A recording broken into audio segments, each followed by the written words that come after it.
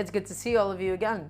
Welcome back, everybody, to yet another dollar cooking stream, yet another dollar cooking show episode. I hope you're all having a beautiful Sunday. Today is indeed a Sunday. It is the 21st. If you're watching this live, it is currently 5 p.m. Eastern Time. Hello, hello. And if you're watching back at this another time, it's also lovely to have you, even if I can't directly talk with you. We have all of the classics in chat. Also, Rabbit, thank you so much for the sub. Thank you. That's very sweet of you. I see that we have Jack in chat. We have Dosky. We have the Return of Noid. We have Moonhump. We have Trash Can. Hello, hello. Hello to October as well.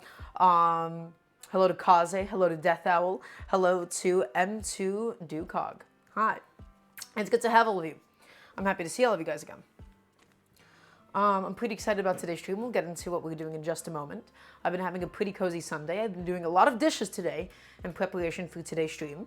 And truthfully, if I have to look at one more dirty dish again, I'm going to be sick.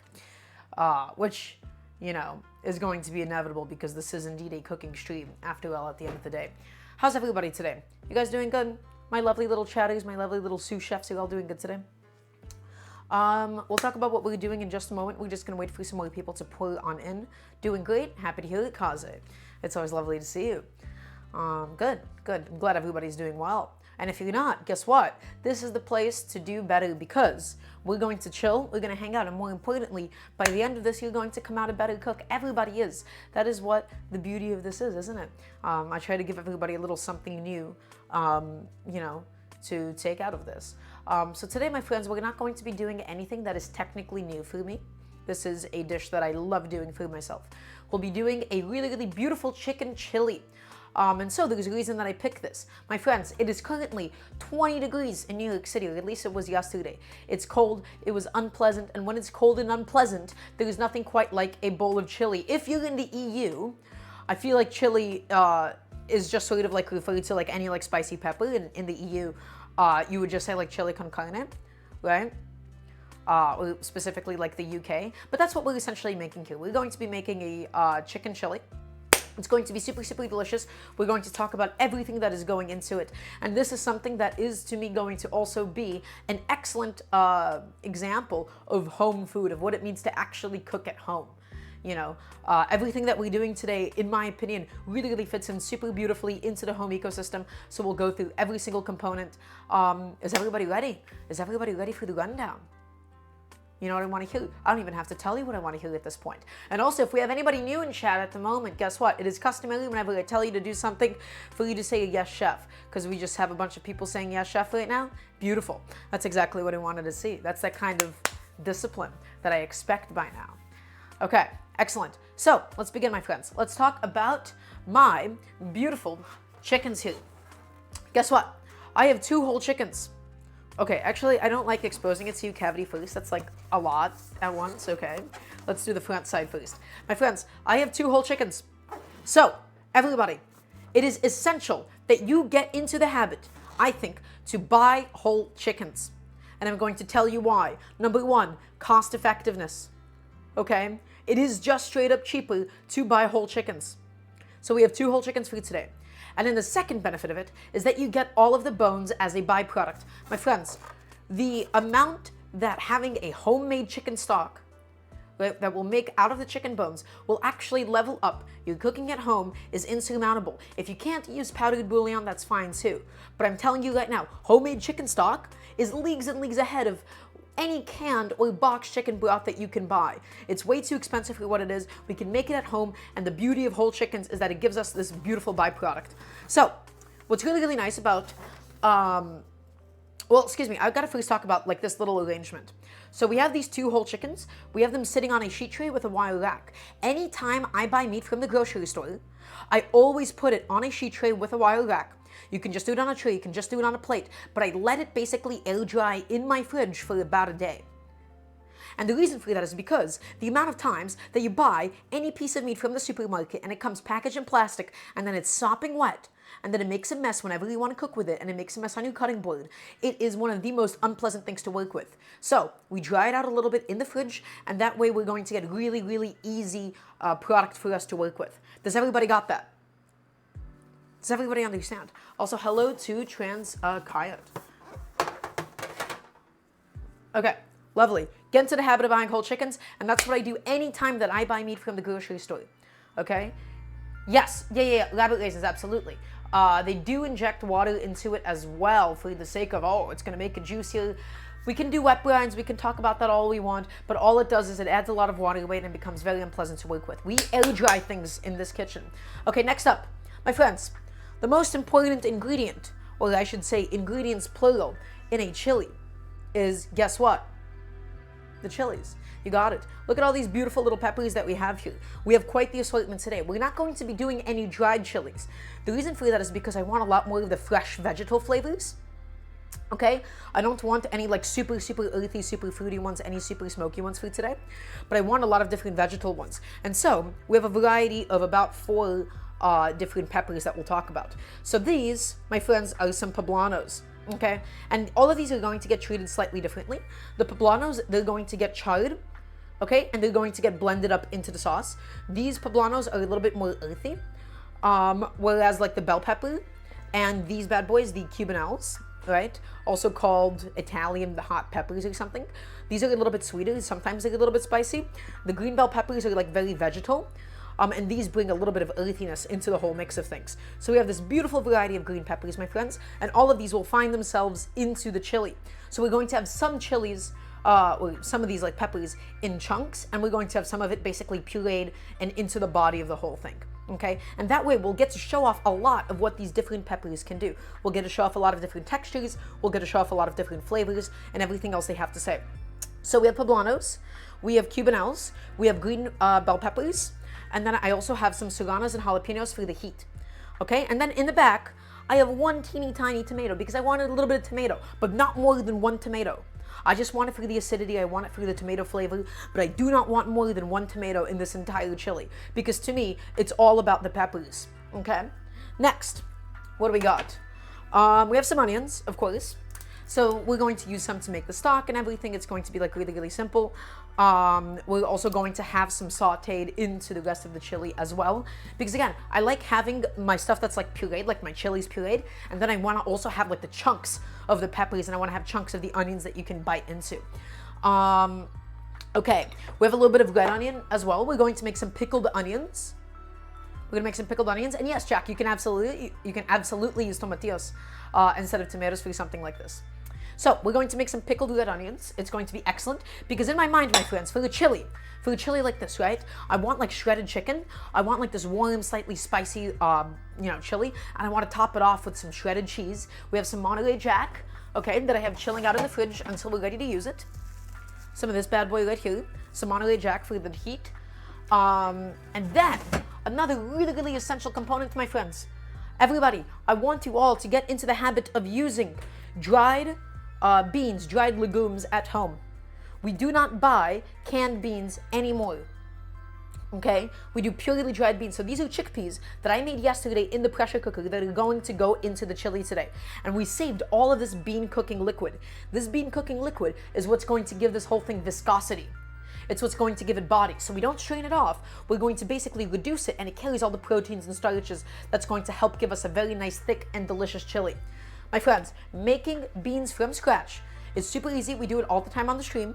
Okay, you can go back to whenever we do the red beans. All I did was I did in my pressure cooker, high pressure for 36 minutes, and I let it naturally release for 20 minutes. Okay? Yes, Rabbit, absolutely. The thing is this, when you buy canned beans, when you buy canned legumes, you're overpaying way too much, okay, for something that is stored exceptionally well as a dry product, because you're buying a lot of the water weight, so you're basically ending up paying like 1.5 to 2 times as much. And when you cook it yourself, you're able to control the texture. In my opinion, I find that canned beans are actually somewhat inconsistent. Some of them are too hard and some of them are too soft. These chickpeas, I intentionally left the tiniest little bite to them so they wouldn't overcook when we make the chili. And that is the beauty of being able to make your own. For me, my ideal texture was about 36 minutes. On high pressure, and then we let it naturally release for about 15 minutes, no soaking. Does everybody got that? Do you all understand? You know what I want to hear? I want to hear it. Thank you. Okay, so, woof, we just went through a lot. I'm trying to think, is there anything that we could be possibly missing out on? We went through the chilies, the tomato, we're gonna make some pickled onions. We gotta talk about the spices. Okay, great. My friends, I bought a new thing of dried cumin seeds. I bought another thing of oregano. Okay, and we also have some coriander seeds as well. We do freshly toasted spices on the stream. We don't do any pre-ground spices because they have so much more warmth, they have so much more flavor. So we're gonna toast it and grind it up ourselves. So again, no new techniques here. These are all things that we've done before on the stream. We'll just be showcasing all of them off at once. And that being said, everybody, let's do a little bit of housekeeping really quickly. I want to keep these streams free for everybody to watch. I want to run them without any advertisements whatsoever. If you can and are able to do so, type in ! Patreon in the chat, or just scroll down into the About section, click on the Patreon panel. I'm trying to get essentially all of the grocery costs for these streams subsidized and covered so I can continue to keep these free for everybody to watch. That being said, everybody, are we ready to begin? Is everybody ready to start? I'm going to teach you how to make the most wonderful little chili. It's going to be incredible. It's going to hold super well in your fridge. Is it time? Is it time? I see 2 people saying yes, chef. I don't think that's enough. I need one last resounding one, and then I'll leave you alone for a little bit. And of course, by the way, as always, if you have any questions whatsoever during the cooking process itself, I'm here to help. I'm here to help teach you how to cook. So please ask me no matter the question that you may have, and we'll get to it. Okay. So, my friends, let's get started. I already have my cutting board set out here, okay? The first step is going to be actually making the chicken broth, okay? So I already have my pressure cooker pot with almost like 3 quarts of water, so it doesn't really matter. We'll just adjust it as needed, okay? The first thing we're going to do before I contaminate this cutting board with anything else is we're going to get all of my ingredients ready for the stock. And no, but this is not a new one by any means. This is not new. This one has been around for a little bit. So, as always, we have a waste bowl ready to go. All we're going to do is we're going to prep up this onion. And we're just going to cut the bottom and the top off because we want to intentionally keep this onion intact. Right? We're going to just peel off the skin, but we don't want to cut up this onion any more than it is at its current size. And the reason for this is because we don't want this to completely fall apart in the stock. We don't want the stock to get too cloudy. So it's going to contribute a little bit of that allium-y flavor. It's going to give a little bit of aromatic quality. But we're not chopping it so it doesn't fall apart, so we can easily take it out after. So 1 whole onion going to be going into the stock. Next, with all of my chicken stocks, I always like having a few bay leaves. Okay? A couple of bay leaves. Trust me, you can feel them. A lot of people say, oh, bay leaves don't do anything. Well, your bay leaves are either too stale or you're not using them enough. Okay? So we're going to use like 4, 5 bay leaves, not too many. We don't want this to become overpowering, right? 5 bay leaves or so. And again, I'm keeping the stock super, super simple in terms of flavors, okay? Super simple, just bay leaves, onions, and black pepper, okay? So that's my bay leaves going in. And then finally, my friends, a couple of black peppercorns, not too many, especially in a pressure cooker, they can kind of over extract. So I'm just going to take a nice little pinch of them and toss them in as well. Okay, excellent. So, my friends, I also want to talk about something really, really important. You will notice that when I make my chicken stocks, I never salt them in advance. I never do my chicken stocks with salt. The reason for that is because you do not know, when you're making chicken stock, you're not usually using it all at once. You do not know what you'll be using that chicken stock for later. If you're making a sauce and you were to salt this now, and you reduced all of that stock all the way down, your sauce is going to be way too salty. So, I always keep my chicken stocks unseasoned, and then I only season them as needed for a specific dish. Does everybody understand? Okay, I think it's really important. Also, welcome on in, Captain. Hello, hello. Okay, so I'm going to go ahead and let's get the chicken ready, my friends. Let's get the chicken going. I'm going to grab my big old sheet tray. Chef, what spices do you use for somebody that can't handle spicy food? Jack, I mean, most spices aren't like spicy. When we talk about like spices, like coriander, like cumin, they're not, are we talking about like spicy in terms of heat? I don't really know how to answer your question yet. Okay, so I am going to show you how to break down a whole chicken, my friends. I'm going to show you how to break down a whole chicken. Again, I really want to encourage everybody to do this at home. All you need is a nice sharp knife, preferably something longer and thinner like this. We're not using a chef's knife because it gets a little bit clunky. This is my petty knife. Although you can do this with a chef's knife. You can do this with basically any knife you have, as long as it is confidently sharp enough to cut through the skin. Okay? Everybody, really, really easy to do, and we're never really going to be cutting through bone either. Okay? So for today, we only need the chicken breasts. The chicken breasts themselves are going to go into the chili. I really like the texture of a shredded chicken breast. A thigh tends to be a lot more fatty, it tends to be a lot more rich. I don't really want it for this chili because I want a very clean taste at the end of this. So, look at this chicken. It's occupying my entire cutting board. First thing we're going to do, we're going to flip it breast side down, okay? We're going to grab one of the wings, and all you want to do is just look, okay, this is the wing, and this is the back of the chicken. We're just going to make a little incision around wherever the wing meets the back of the chicken, okay? And then you can see, my friends, the joint just pops out. All you need to do is just slide your knife inside, and guess what? The whole chicken wing comes right out. Nice and easy.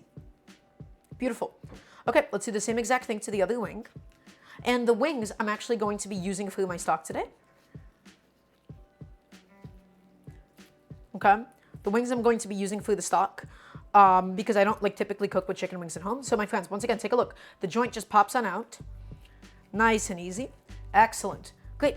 Those are the two wings. And I'm going to throw that into my stock pot. Okay, my pressure cooker pot. We're going to be doing the stock in a pressure cooker. Let's get done with the other couple of wings. And I did not square the chicken's back, Death Owl. That's just purely from the wire rack that it was sitting on. Same exact idea, my friends. Same idea. This chicken's a little bit bigger. Wow. So all we have to do, oh no, I'm gonna have to maybe pluck this one a little bit. This one, they didn't do a good job of getting rid of the feathers. We just make some incisions along the back, right? Ooh, this is a much bigger chicken. Okay, these I'm going to have to set aside, and we're going to have to pluck some of those feathers a little bit. Although you don't really have to, because this is going into the stock, and so it's all going to be straightened out anyways. It's just good for them to do so. Okay. Let's grab those chicken wings, and we're going to pluck them a little bit. What do we got going on here? Yeah, a little bit gross. Actually, or is that just skin mostly? Yeah, okay, never mind. These aren't feathers. Ah, those are feathers, though. Okay. See these bad boys? My butcher didn't do a very good job this time. That's okay. These aren't the actual, super hard parts of the feathers or anything. They're fairly soft. They're not a huge deal or anything. We're just going to pluck them because it's a little bit gross. Okay? We can even take, a knife and, scrape it down if you would really like to, but again, on the list of things that are really necessary, this isn't one of them just because this is going to be used for the stock. Okay? Yeah. That should be the majority of them. And then most of this is just, little bits still left over. Yeah, cleaning up wings is a bit of a headache, so I'm going to go ahead and dump that into the pot still. And again, I don't cook with chicken wings enough at home. I just really, really like using them for stock whenever I can. Okay, next, we're going to go ahead and we're going to take the legs off. You can already see that the legs on this one are kind of falling apart. Let's do the other one. So, take a look. The chicken has officially been de-winged. It has no wings, so it only has the legs remaining. So to take off the legs, my friends, it's really, really simple. You're going to make a little incision with the tip of your knife where the leg meets the rest of the chicken, okay? Super, super simple. Make a little incision, okay? And then you can see it's basically already falling apart. The chicken leg essentially just wants to come off the carcass. It's super easy for it to really take off there. And the only thing we're doing is we're making sure that we're actively splitting that skin. We're going to flip this leg over, and we're going to pop out that joint. We're going to pop it out nice and easy. And just like that, my friends, all we're doing is we're following the natural seam, the natural separation. There's really no wrong way to do this, and we're going in between the joints. And just like that, guess what? We have one beautiful chicken leg. Look at that. Excellent. Let's do the same exact thing to the other leg. All we have to do, little incision. We separate the leg. Everybody can do this, I promise you. Everybody is capable of doing this. Okay? And we're going to take this bad boy, and we're going to flip him over. And we're just going to follow the natural seams once again. And take off the leg, go through the joint, and off it all goes. Excellent. That's two legs. Okay, sweet. Let's do the same thing to the other one, just so that we're repeating the same processes over and over. Let's grab this bird, my friends. Also, welcome on in, Asin. Hello, hello. Let's grab that. And flip it over, and we're just popping it out. Okay, and we're just following the natural separation. And we're taking off the leg, my friends. Nice and easy, every single time. One last one. Pop it out. Come on, out you go. Beautiful. And again, this is all the easy part. The hardest part is actually going to be taking off the breast, but I'm going to show you all how to do that exactly. Okay, my friends, guess what? We have accomplished taking off the wings, and we've officially accomplished taking off the legs as well. We have 1, 2, 3, 4 beautiful legs that we will not be using today. Okay, just like me. Beautiful legs. Sorry, that was weird. These legs, we're going to probably use them on Wednesday stream, if anything, because we stream Fridays, Sundays, and Wednesdays. So for now, I'm just going to put them back on my sheet tray. We have no further use for them. Okay? We have no further use for them at this time. Now, let's talk about this. This is the most challenging part, but it's not so challenging if you know what you're doing, my friends. Okay? It comes with experience, it comes with a bit of confidence, and also comes with an understanding. The way to understand a chicken breast and the way that it's attached to the bone is you have a center bone right here. You can hear it, right? This hard bone running in between either side of the breast. Down here you have the wishbone, where people typically pull it out. I don't like pulling it out because it's a lot of effort. And under it lies the breastplate. And so what we're essentially going to be doing is we're going to be peeling the meat off of this bone. There's a bone cartilage under it. There's a bone running right in the center.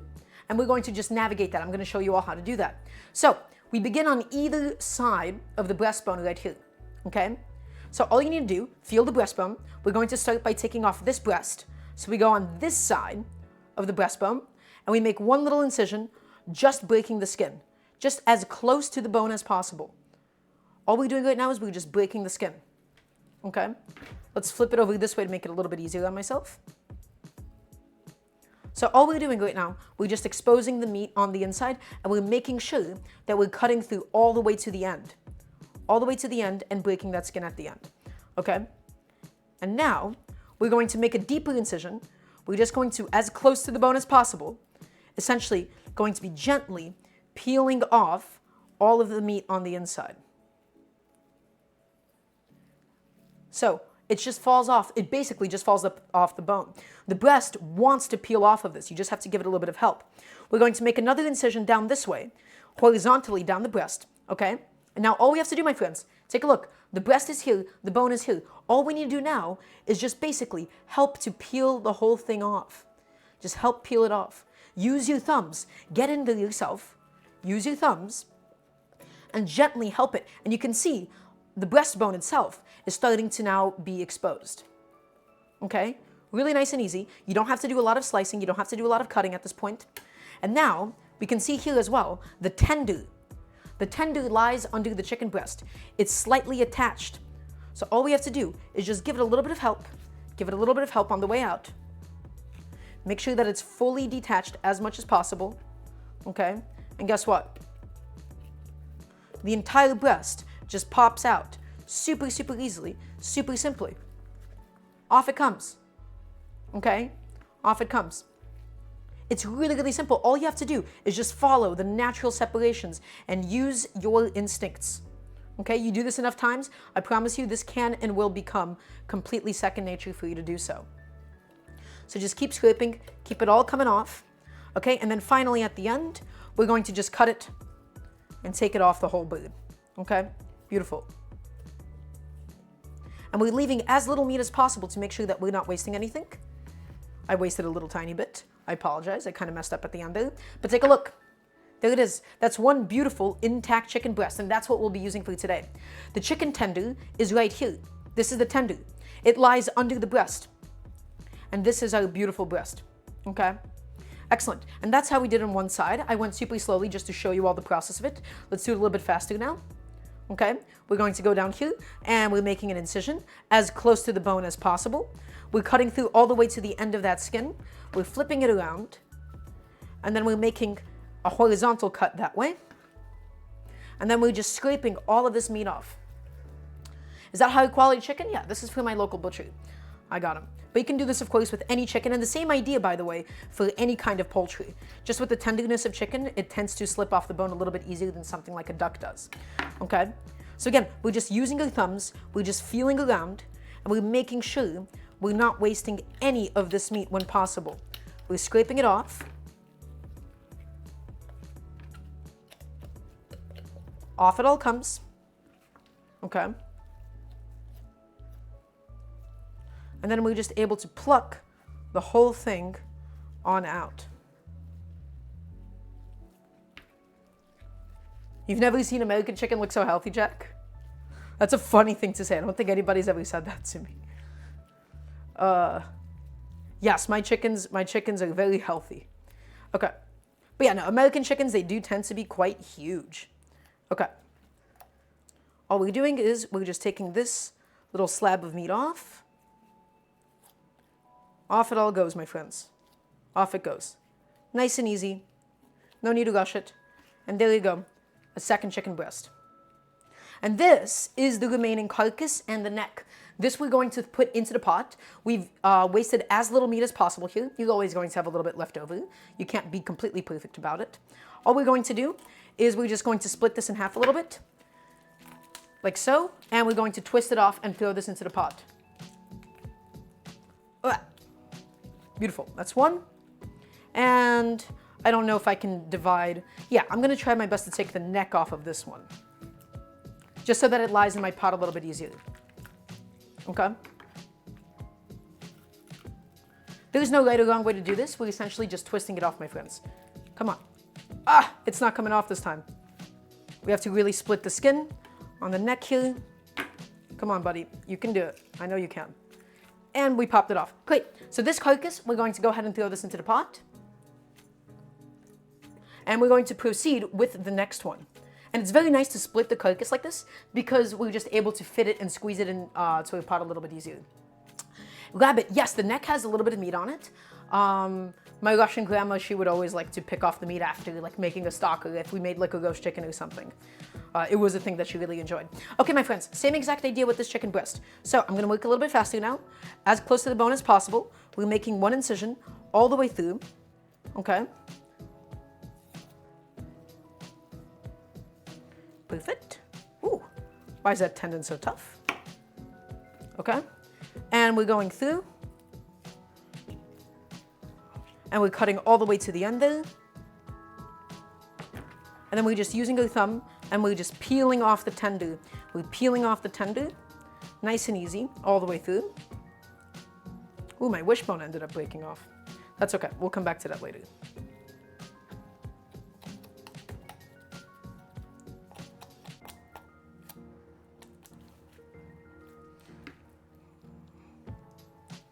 Okay, I'm going to try to peel my wishbone off and leave it in there. And then we're just going to peel the rest of the breast off. Just like that. Oh no, I left some of my tender. That's okay, it's fine. That's one breast. And let's do the last breast, my friends. We're done deboning this chicken after this, okay? We're done breaking it down. Not deboning, just butchering a chicken, I suppose. Would be a little bit more accurate in technical terms.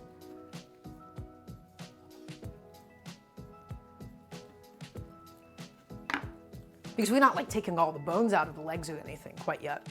We're just setting it up for the stock. That's all that you and I are accomplishing together at the moment.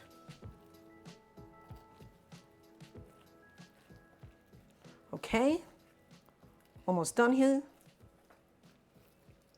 And last one, off it all goes. Beautiful. Okay, guess what? We've done it. Woof. That was a lot of effort. Let's go ahead and do the same thing here. We're going to separate the backbone from the front plate just to make it a little bit easier for everything to fit in the pot. We take it and we crack it down like this and we snip it in between the joints. Okay? And then we're going to make a little incision around the neck.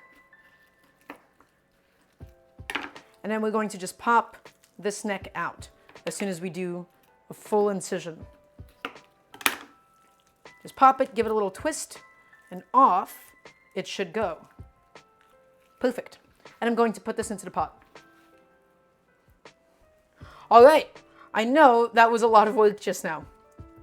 That was a lot of effort, that was a lot of work, but guess what? You do it once, and now we're rewarded with the best gift of all.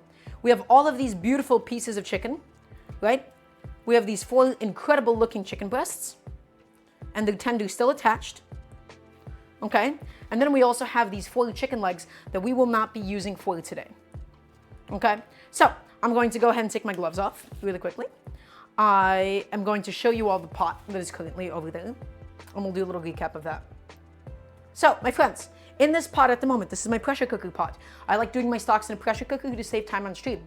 These are my chicken carcasses, my neck, my backbone, all of my other bones, my wings, okay? And we had some bay leaves, some black peppercorns, and a whole onion. We're keeping the flavor profile really neutral so that I can then use this for other things since we're not using all of this today. Also, Ziggy asks, or says, I wish I had time to make my own stock, but I think I'll buy stock and boneless breasts. Ziggy, the beauty of this is that we're doing this in a pressure cooker. So not particularly traditional, but we're doing this over the course of 50 minutes in a pressure cooker, and then you can just keep it at home. If you still don't want to make your own homemade stock, what I would recommend for you to use is, actually I can't find it at the moment, but I would use a powdered chicken bouillon, okay? I would use a powdered chicken bouillon because the boxed chicken broth is pretty bad. It's pretty expensive too, and it has almost no flavor. You're essentially buying mostly water weight. So I'd buy like powdered chicken bouillon or better than bouillon. So all we have to do, my friends, I'm going to go take this over to my pressure cooker now. We're going to set it on high pressure and do that over the course of 50 minutes while we do everything else. So, thank you for bearing with me through that process. It was important that we got it all done. Okay? And I'm going to set this bad boy to boil now. Ugh. High pressure, 50 minutes. For the nice, delicious, concentrated chicken stock.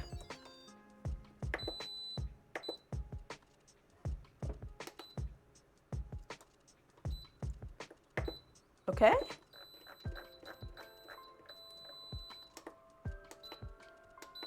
Okay, beautiful. That's set and ready to go. Do I also use beef bouillon instead of beef broth? Yes, I would do any kind of powdered bouillons instead. Also, Liam, thank you so much for the gifted sub. I just saw that in chat. Thank you, thank you. Okay, everybody, a little recap session. All that we've done so far is we've broken down a whole chicken. We're gonna take a little sip of water because I'm getting dehydrated. And we're setting a homemade chicken stock to cook now. Okay, so we're not going to need this chicken for quite some time. I'm going to just throw it into the fridge.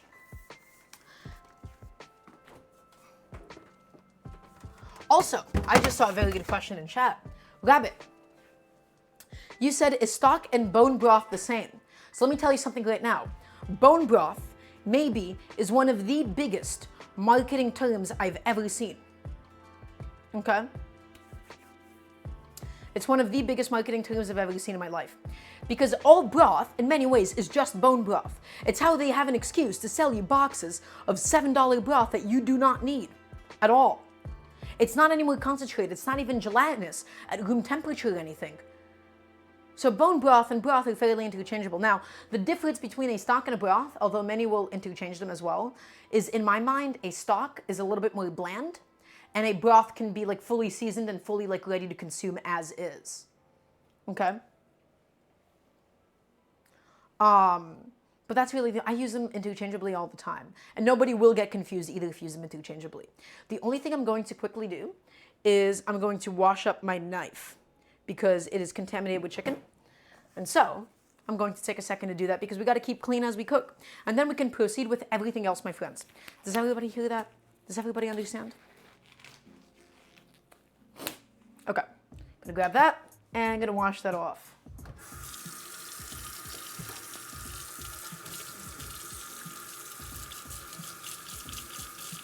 Really quickly, just get all my little chickeny bits off of it. Get them out of there. We have no use for them on my precious knife.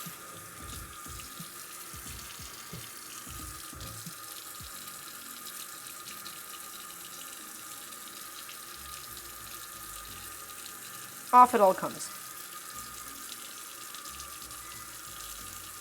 Because you gotta clean as you go in a home kitchen, my friends. Okay? You absolutely have to. It is imperative. Make sure that your dishwasher is open and empty and ready to go if you have one. Okay? Okay. That's just about done. Set that down. Lovely. Yes, no, Serena, absolutely. It's expensive, disappointing, colorful water. Anything that brands itself as bone broth, I would immediately be a little bit skeptical of it, okay? Anything that brands itself as a store-bought bone broth. And it's so expensive too. Like they're actually selling it to you for like $7, $8 each. It's ridiculous. There's no way that they can possibly get away with it. Whole chickens are so cheap and you can make really, really delicious concentrated stock. Oh, anyhow. It's just a huge pet peeve of mine. Noid, we finished breaking down the chickens. Okay, taking a second to adjust my hair. My hair is being a little bit difficult today. So, let's move on with everything else that we need to do for today. We have a few components. We have to do some toasted spices. We have to basically make our charred base of the chili. And we're also going to be doing some pickles, or rather quick pickled onions. So let's get that going now, I believe. I think that this would be a good time to do so. I have a fresh cutting board ready to go for convenience. Okay, and let's begin. So, my friends, I wanted a quick pickled red onion to be able to garnish my chili with, because it's going to be like a little bit bright, it's going to be a little bit acidic, it's going to be a little bit sweet as well. It's going to provide some excellent contrast for today, okay? And so we don't need a lot of red onion or anything. I just basically have half a red onion here. And in the meantime, before we go on with that, I am going to get ready a little saucepan on the stove. So in this little saucepan, here's my golden ratio for doing a quick pickle, okay? We do 1:1 vinegar to water. You can use any kind of vinegar that you would like. You can, add all kinds of spices in that you would like. I'm going to show you what I do for mine. And all we need to do is bring it to a boil so that it's nice and hot. And we're going to add a little bit of sugar in just to give the whole thing a little bit of sweetness. I don't normally cook with sugar at home, but I've realized for a quick pickle, it's very, very pleasant to at least have some, okay? So let's go ahead and begin. I'm not using a measuring cup or anything because again, it's not some sort of like really, really specific ratio. So I'm just using, whoa, oh no, my microphone just got cut on a doorway. Ouch, that really hurt. Okay, we're just using one of these cups of water. I ended up spilling some because I poured it too fast. Okay. And then we're also going to do the same amount. I just have some plain, basic pickling white vinegar here. Okay? But also don't be fooled. A quick pickle isn't actually a real pickle. It's not going to hold stuff in your fridge for like months and months and months. It's not actually preserved. It's just going to help cook the vegetables a little bit. Okay? And it's going to just make them a little bit acidic. And it will keep them for about like a week or two, but you don't really want to push it after that. Okay, so this is going to be our mix that we're doing for my pickles today. I'm just going to throw in a couple of black peppercorns, just a few. We don't want to over extract them or anything. A few of those. I'm not even going to worry about any other kind of herbs or aromatics for this. I just want a little bit of sugar. I'm going to spoon in a couple of spoons of sugar because again, it's going to add a very pleasant sweetness to it, okay? But yes, to call this a pickle per se isn't entirely correct. It's not a full pickle or anything. We're just getting a little bit more life out of these onions and giving them like a little bit of sweetness. So we're gonna do like, I don't know, 2 of these spoons of sugar or so. It's not exact, right? We're not going crazy with this ratio or anything. And we're going to basically set this on to boil because we need this whole thing to be nice and hot. Okay, we need it to be nice and hot. And also, Rude Weirdo asks me, excuse me, chef, is the process the same for a quick pickle as it is for a pickle? The answer is kind of. For a proper pickle, you do a process called canning, okay, which is where in a pressurized environment, you're going to sanitize some jars, and then there's a specific ratio of acidity depending on what you're doing. It's a lot more exact. So this is roughly the same steps, but it is. Also, I want to adjust this really quickly. There we go, that's a little better. So some of the steps are similar, but for actual proper pickling, because there's a lot of food safety involved in preserving something, it's really, really specific. Okay, so let's go back over to the cutting board. And all I'm going to do, my friends, is just set this on. I think I made my ignition system wet. No, I'm going to have to wipe that off, aren't I? Oh, that's so annoying. Yeah, I accidentally splashed a little bit of water in there, so I'm just gonna have to wipe that off really quickly. Happens to the best of us. Come on, buddy. The smell of gasoline. My favorite. Can't get enough of it, actually. All right, let's wipe that off. Hopefully now, what's going on today? Okay, you know what? You know what? We're going to maybe need a lighter or something. It's not lighting. It's definitely releasing gas. I might need to let that ignition system dry off a little bit. But I'm just going to grab, what I sometimes use is I grab like a little toothpick. If like this happens, because I'm working with a gas stove, this happens all the time. I'm going to show you what I do. I don't have a lighter, but I do have a toothpick. So all I'm going to do is, on a different burner, ignite my toothpick a little bit, and then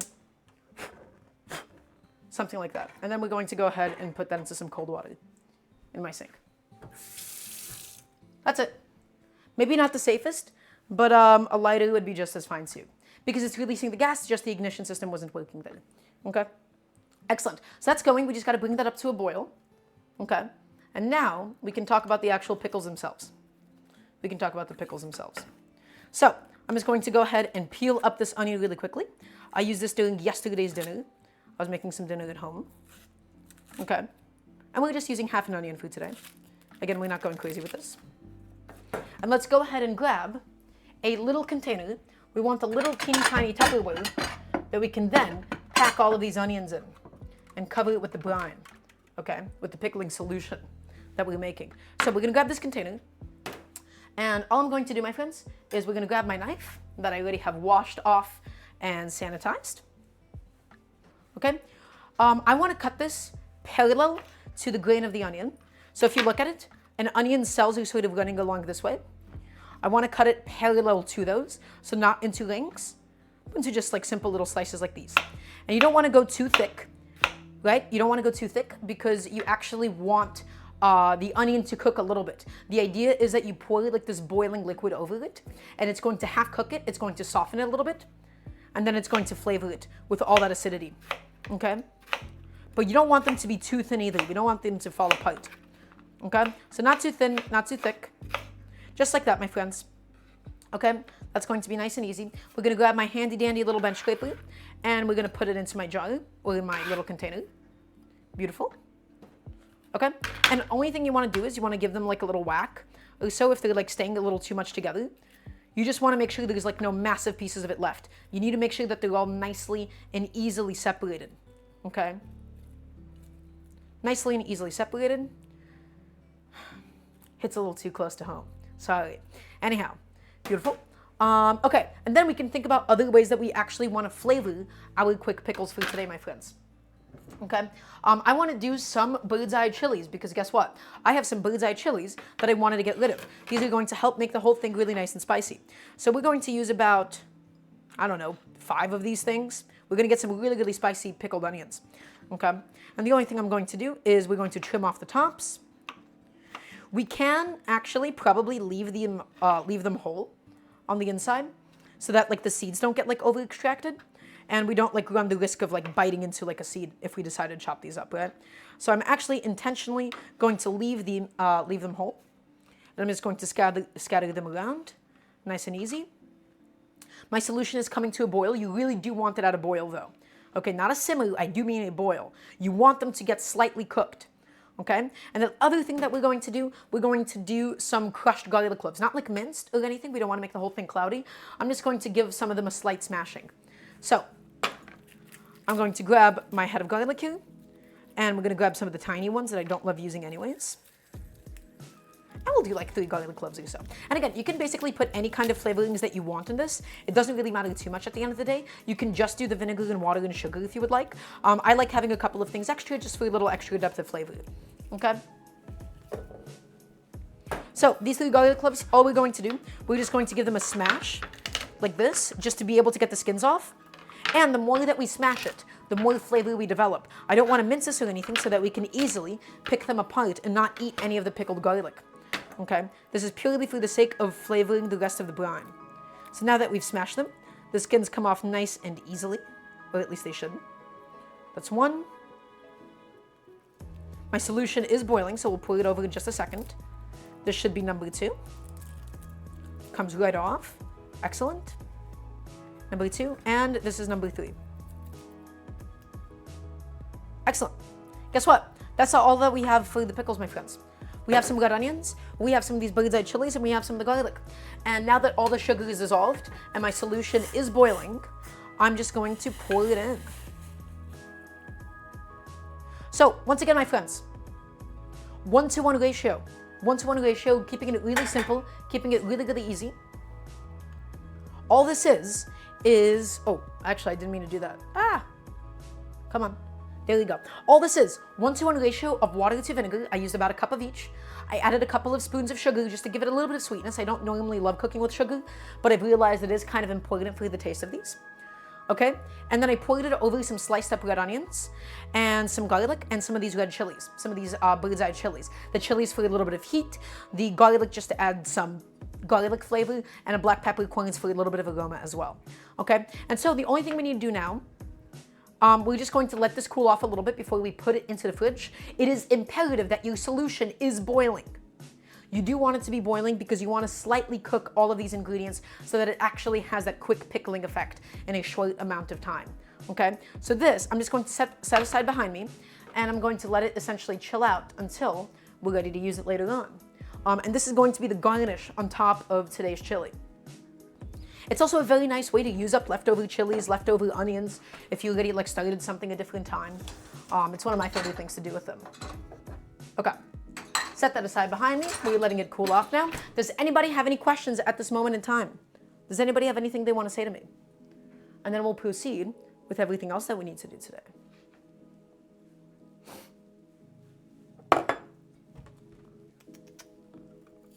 Okay, that just goes in there. Excellent. Why sugar and not salt, Iliam? Sugar because it's just going to add a little bit of sweetness. I feel like the rest of the dish is going to be salty. And really the thing that I want to get from these quick pickled onions is just going to be the acidity. I want the acidity that it brings. I don't really need extra salinity or anything. Finally made homemade tortillas last night. Thank you for the encouragement. Trash can, I'm glad it helped. Yeah, I think everybody should be finally making their own tortillas at home. Okay, so we've accomplished two things thus far. We were able to get the chicken stock going. So we broke down 2 whole chickens. We got all the bones off of it. And we currently have those bones, all the carcasses, all the wings, going in my pressure cooker. Okay? And then also we made the pickled onions. I haven't made pickled onions on stream in quite some time. We're letting that cool down a little bit. It's going to add some nice acidity to everything. So let's move on. The next 2 components that we have to make the toasted spices for today. We have to make today's spice powder, and then we also have to make the chili paste that we're using. So let's actually get started with the chili paste. Let's get that going now. As always, I'm going to set my broiler on to high because we're going to be, guess what? My friends, does anybody know what we'll be doing with these peppers? Does anybody know what we'll be doing with them? Who knows what we'll be doing with them? That's right, Jack. Jack got it. We're going to be charring them. We're going to be burning some of them. We want to get them nice and soft, okay? And we want to develop a lot of flavor, and we want to get some smokiness onto them. So we're not just baking them, we're not just roasting them, but we're going to be properly charring them. We have a nice big sheet tray that we've set aside here. And all that we're going to do is we're going to line it with some foil. We're lining it with foil so that it's just going to make cleanup a little bit easier for us later on. Pop it all down. But yes, my friends, this is such an important step. This is how we get the smokiness actually incorporated into the chili, okay? This is how we get that smokiness. This is how we get those really, really deep flavors. Because we don't just want sauteed chunks of vegetables. We want that smokiness to permeate every single last part of the dish today. So, let's get that going. I have my big, beautiful plate of peppers right here. And I'm just going to set that over there. So some of these are going to be charred and some of them are going to be chopped up. And that's right. We have 3 different kinds of main peppers, and then we also have some spicy peppers. These are my green bell peppers. These I'm actually not going to be charring today. These we're going to be chopping them up and putting them into the chili so that we get a very pleasant bite that we can then chew on. Okay? So the green bell peppers I'm going to be setting aside behind me. The ones that we will be charring will be these poblanos. I have these 2 Cubanelle peppers, also known as Italian hot peppers sometimes, I believe. And then we also have some jalapenos. Oh, wait, I could have actually added some jalapenos into the pickling liquid. but that's okay. We have some jalapenos and we also have some serranos. Okay, so we have quite a few peppers to go through, my friends. So let's just do the poblanos right now. Let's just do the poblanos. For the poblanos, so normally I like to shave down my sides because of like the tip shape, like the pointed shape of the poblanos. All that we really need to do is just kind of go around with a knife like this. And then we can mostly pull everything out from the inside. We don't have to go like super crazy in there. This will be like one of the only times that you'll see me do this. With bell peppers, you'll see how we process them differently. We're just gonna tap them out. We can go in there, we can reach in there, and we can just pluck out any last little bits of seeds, okay? So we have this nice, beautiful poblano, and you can see why people stuff these. People love stuffing poblanos. They're basically made for stuffing. And the only thing we're going to do now is we're just going to go ahead and split this bad boy in half. Howdy, howdy. Welcome on in. Okay, Donkey Kong, that's a little bit weird. Let's not. So, we're going to go ahead and do the same exact thing to the other chili, or to the other poblano rather.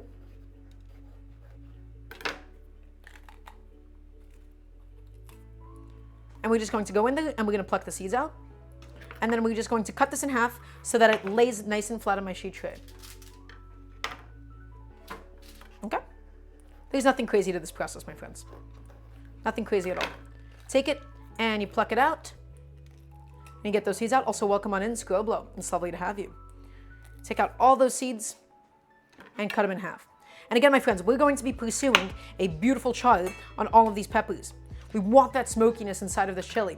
It's going to be really delicious. It's going to be really vegetal. It's going to be really, really comforting for today. Okay.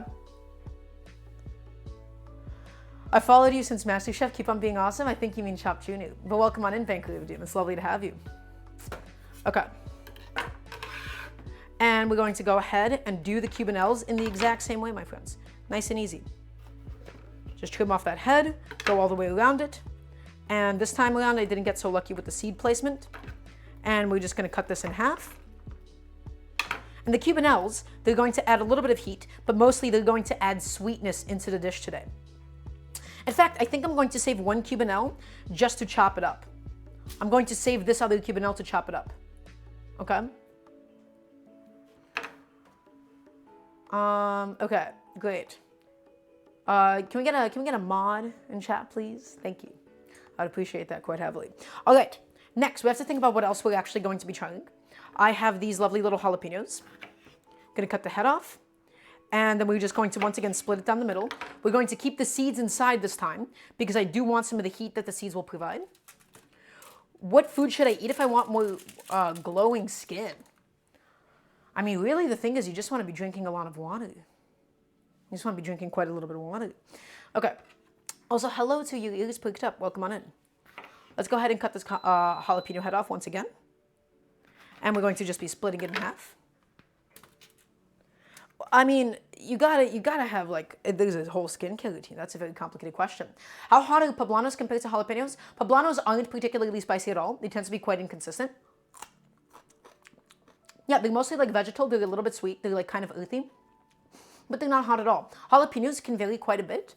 To some like higher end, to some lower end. But yeah, poblanos, they can just be not spicy at all sometimes. Like that one I just took a bite out of, almost nothing. And the serranos, they do tend to be a little bit hotter as well. So we're going to go ahead and get that processed up. Okay. And I'm trying to think, is there anything else that we need to try for today? Okay. This plate is starting, this sheet tray that I have here is starting to actually get quite full. So I'm going to show this to you all right now. So I'm intentionally keeping one of the serranos so that I can then just like sort of chop it up and put it in because I still want some pieces of that. I'm intentionally keeping one of the cubanelles. The only other thing that we have to find a way to sort of nestle into all of this is going to be this tomato. The sheet tray is a little bit too crowded for me, but we'll make do. We'll figure this out. Okay, and again, the goal of this, we want to char these. We want to burn all of these into oblivion, my friends. Okay, by charring them, what we will effectively accomplish is we'll get a lot of really, really beautiful smokiness. So the only thing we have to do for the tomato, we're just going to slice it down in half, and we're going to just cut the root of it out, the core of it, excuse me, because it just tends to be a little bit fibrous. The texture is not too pleasant. Okay, excellent. That's it. That's all that there is to it. So, once again, my friends, take a look. We have 3 poblanos. We have 1 cubanelle. We have some serrano, some jalapenos. Okay? The other cubanelle we're going to be chopping up and putting into this. And then I also have a bell pepper that we'll be chopping up and putting into the chili itself. We want to get this really, really nice and smoky. And we're putting it under the broiler. If you're in the UK, you would call this a grill. Okay? And we want to burn the outside of it. That's how we'll integrate a lot of beautiful smokiness into the chili itself. I'm going to set aside these other ones behind me for now. The limes we'll be using for later as well. The cubanelle we'll be using for later. I don't need these right now at this moment in time. The only thing we need to really worry about is setting up the blending station. Okay? So what's going to happen is they're going to come out. They're going to come out of the broiler. They're going to be a little too hot. And then once they've cooled down at least a little bit, we're going to be, of course, blending them into this really, really lovely puree to then integrate into the whole chili. And it's going to be wonderful. Additionally, we also have to make the toasted spices for today. Okay, we're going to be using 3 spices. We're going to be using coriander. We're going to be using some oregano, and we're also going to be using some cumin seeds. And we only work with whole spices on the stream. We only do whole spices because they have so much more flavor. My friends, pre-ground spices sitting in your shelf, sitting in your pantry, they lose their flavor so quickly. Okay, because they're in an unstable form. Once they're ground up, they react to the light, they react to the oxygen, and they lose their taste over time. So I'm going to show you exactly how we process the spices, how we toast them, and how we grind it up ourselves. So, let's just begin making the spice mix, I think, for today. So, in my cute little teeny tiny pan that I have set aside back here, look at this thing. Isn't that adorable? We're going to get ready all of our spices, my friends. So, we're not actually going to be toasting the oregano because it doesn't really need toasting. It's still going to cook into everything. Okay, and you might be asking me, how much whole spices converts into the ground spices? Like, how much does it gain or lose volume?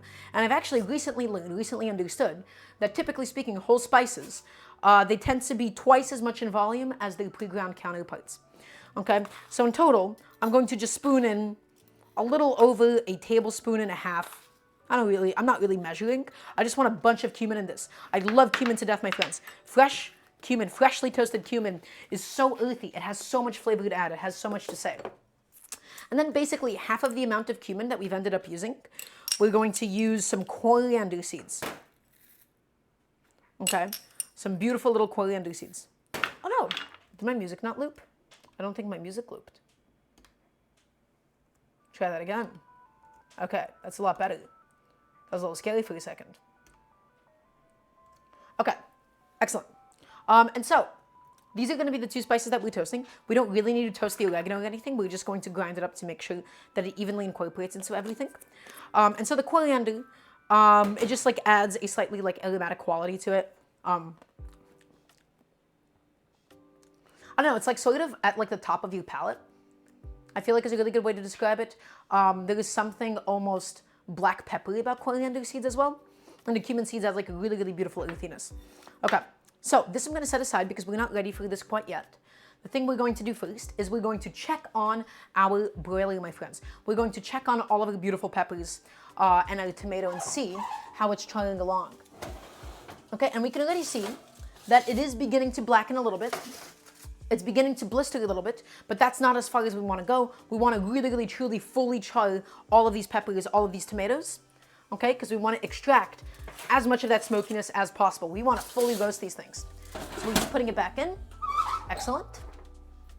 Okay. I think we can actually probably just begin toasting the spices. Hopefully my stove works now. It does.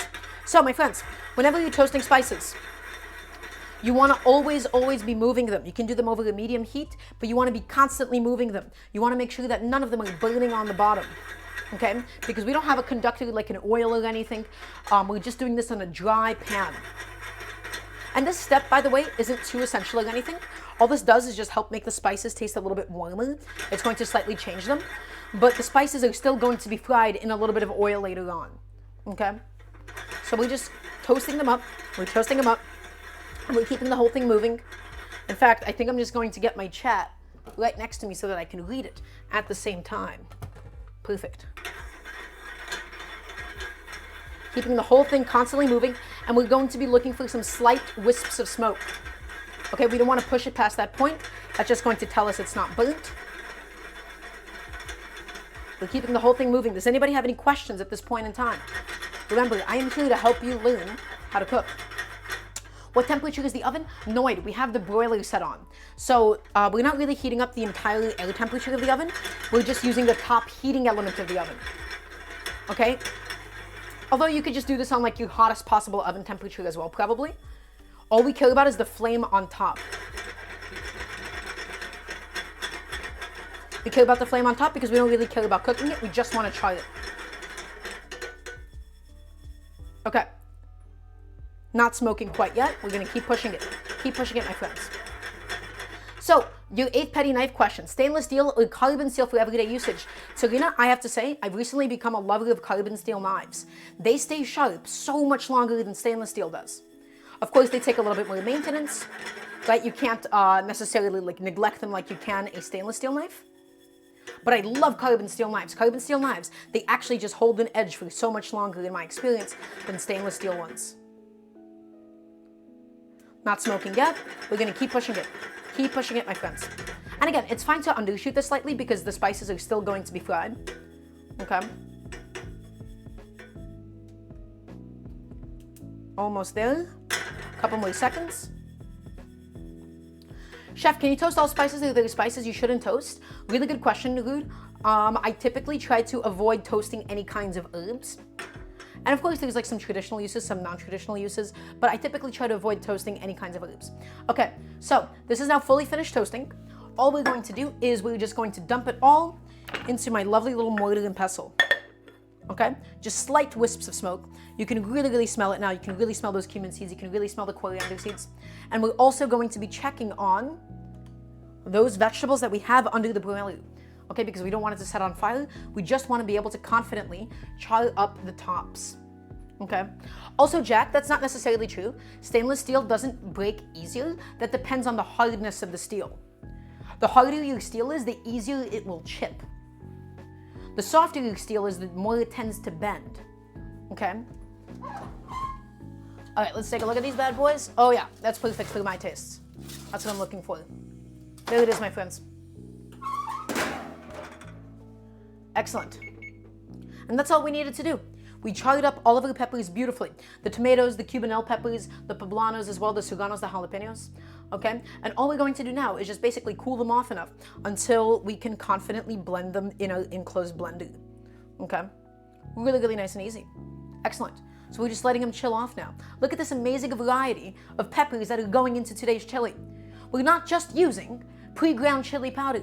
My friends, the thing that I hate most is when I see people try to make chili, they try to make chili using pre-ground chili powder. Pre-ground chili powder has absolutely nothing of substance to say. It's not interesting. It's not an interesting ingredient. Okay? It's just a generic product that is only vaguely smoky, but has none of the flavors of other chilies that you could be using. Now, we're not necessarily using other dried chilies, but a chili is all about the peppers at the end of the day. And hence, we have such a huge variety of them. We're going to showcase a lot of different flavors here. Okay? So get out of the habit of using pre-ground chili powder. We're not messing around here. Okay, so while that's cooling off, we have all of our spices nicely and beautifully toasted. Okay? So once again, my friends, we have some cumin seeds. Also, Wasted Life, thank you so much for the Prime sub. Very, very sweet of you. We have all of our cumin seeds. We have all of our coriander seeds. And the last addition, because I also want to grind up some oregano. In fact, no, we'll first do the crushing. First thing you have to do, my friends, you have to crush up these spices. So we're going to take all those coriander seeds, we're going to take all those cumin seeds, and we're going to give them all a proper smashing. Okay? In a nice little mortar and pestle like this. For the chili, would you use a neutral carb like potatoes or rice to eat with it? Jack, having a chili with some rice is really, really classic. You can absolutely do some rice with these. Me personally, I like to eat my chili just on its own. But you could do some tortillas with it. You could do some rice with it. I wouldn't typically do potatoes with chili, but I'm sure that would also be great. Okay, we're just smashing all of the big seeds. And you can smell the toasted cumin, my friends. You can smell the toasted coriander seeds. Really, really beautiful, full of flavor, and so much more flavorful and so much more stable than pre-ground spices. We never use pre-ground spices on stream. Okay? So we're going to take it and we're going to use the naturally abrasive sides of a stone pestle and mortar here. And it's nice to use a stone one. I wouldn't like to grind spices in a wooden one because they can kind of imprint the wood. Okay? So we're just smashing all of them down Oh yeah, get a really good crunch in there. Not too aggressively so they don't like all pop out of the mortar and pestle. Excellent. And now, my friends, let's give it a little rotation. Oh, not quite. We still just want to get rid of any of the big coriander seeds, because if you start rotating it now, it's all going to pop out. So we just want to flatten everything. We want to flatten all of it. Flatten it and twist your pestle so that you're getting the full sides of it. Excellent. And now we can begin the rotations. Using the full sides of it, my friends, and we're just going through and through, just like this,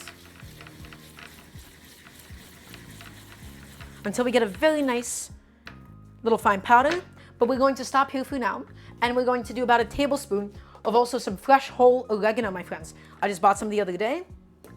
It's really, really aromatic. Oh, in fact, I might even do half a tablespoon of this. It's really delicious stuff. Oh no. I accidentally. That was very unpleasant. Okay. I don't think any of them lodged into my nose there. That's fine. We're going to do about half a tablespoon of that. I don't recommend sniffing it that close to your nostrils. That may have been a mistake on my end. And we're just going to grind this up alongside everything else too. Okay? Some beautiful oregano leaves. Only need half a tablespoon or so. Flatten everything, and then let's get back to the grinding process.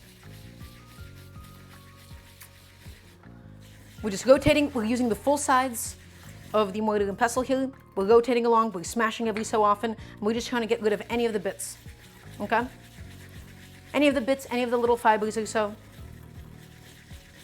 Oh, I can still feel it in there. That was viciously unpleasant. I did not enjoy that at all. Okay. Just keep it going, my friends. Keep the whole thing going. And then we'll do a little recap session after we're done with this. Okay.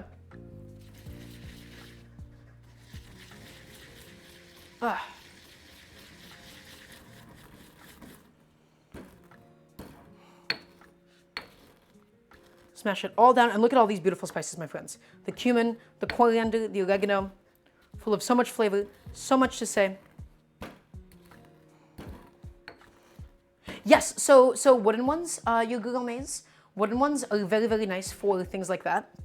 Wooden ones are very nice for like pastes and sauces, whereas stone ones like these are a lot better suited to hard spices, okay?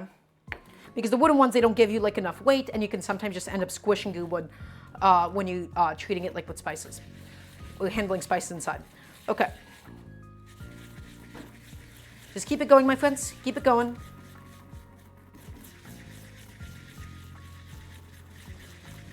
Whew, there's a lot of effort.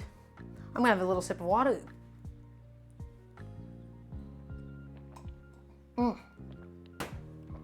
Excellent. Almost there, my friends. Just keep it going, keep it grinding until we get a lovely little powder with which to flavor our lovely chili food today. You can't go wrong with cumin. You can't go wrong with coriander seeds. Really, really delicious spices. Also, welcome on in, monkeys. Hello, hello. Excellent. And one last little pass through.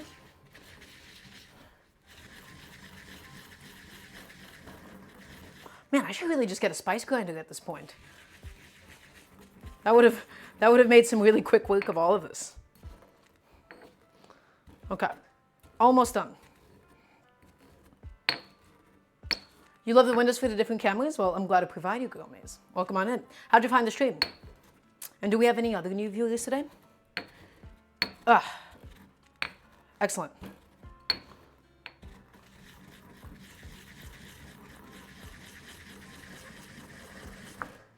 Okay. First time viewer, well, welcome on in, subs. I hope you're enjoying the stream so far. Okay, that should now just be done to my taste. Through Twitter, well, welcome in. It's lovely to have you. So, once again, my friends, toasted cumin, toasted coriander seeds, and then we also had some oregano, and we're just going to take a little teeny tiny container. Oh, you saw a TikTok? Great. That's what I wanted to hear. I've been a little bit more active on TikTok lately. And all we're going to do, my friends, is we're going to take this and we're going to just dump all of this out into my little condiment container. I love this thing.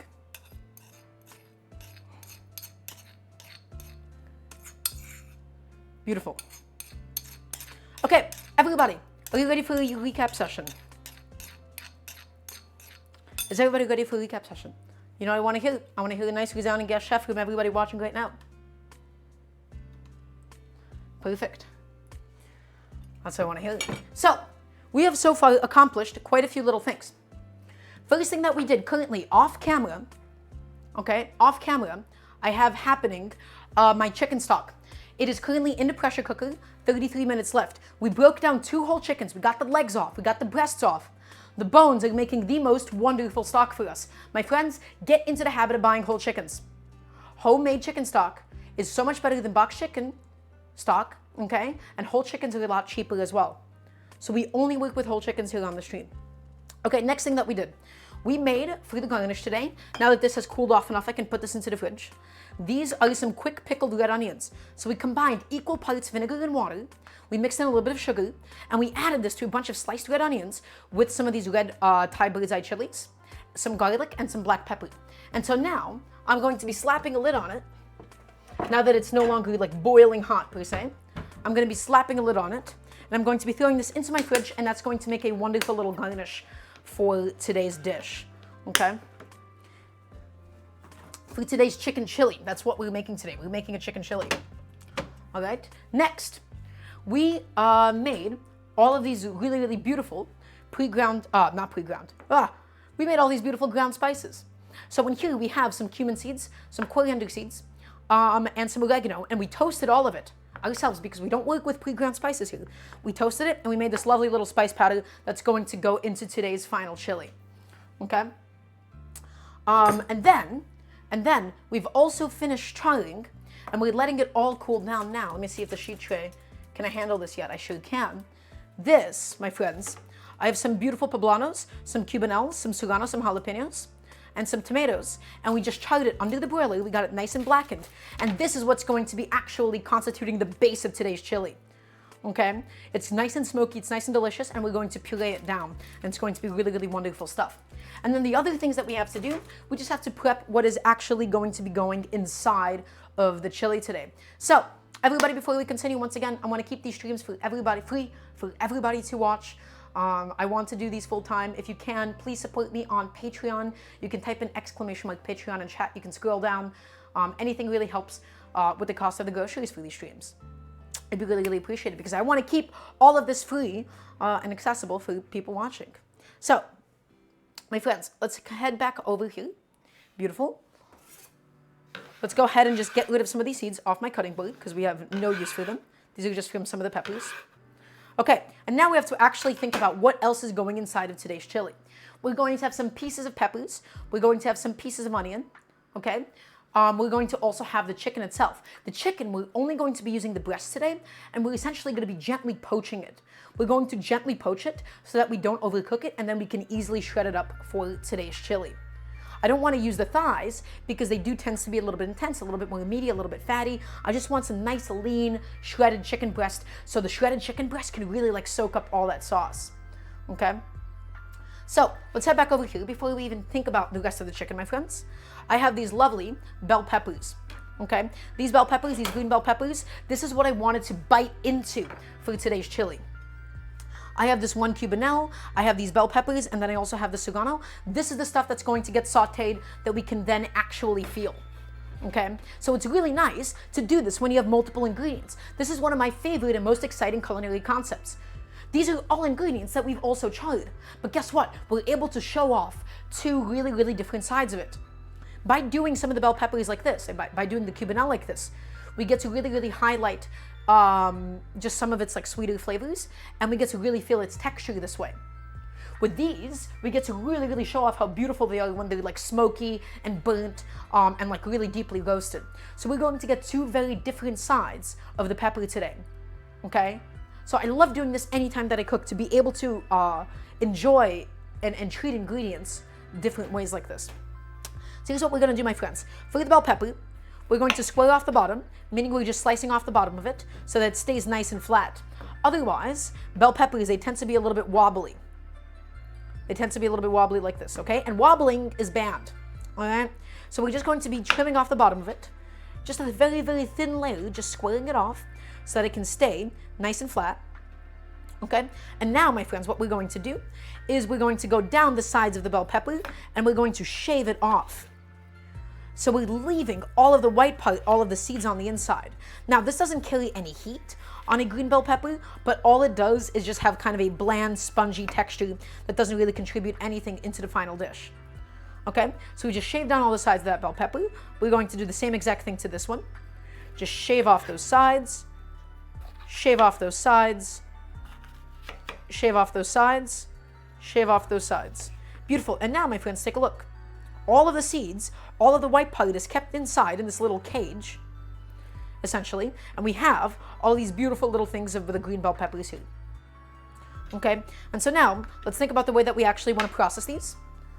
So this is the texture I'm going to be going for. This is the texture I'm going to be going for. I don't want it to be so fine that it melts apart. I don't want it so big that when we take a spoonful of the chili, all we get is a massive chunk of bell pepper. How many times have you eaten a soup that has like bell peppers or something else in it, and you wanted a spoon of something and you just got a massive vegetable in one spoonful? Okay, so think about the size, think about the texture of this so that it actually reflects in the final product. But make it too small and it's going to melt in and get too soft and we won't be able to feel the texture of that bell pepper. So I'm going to be doing some matchsticks. So all I'm doing is I'm just cutting lengthwise across each of my bell pepper shavings. Okay, so we get these lovely little batons of bell pepper.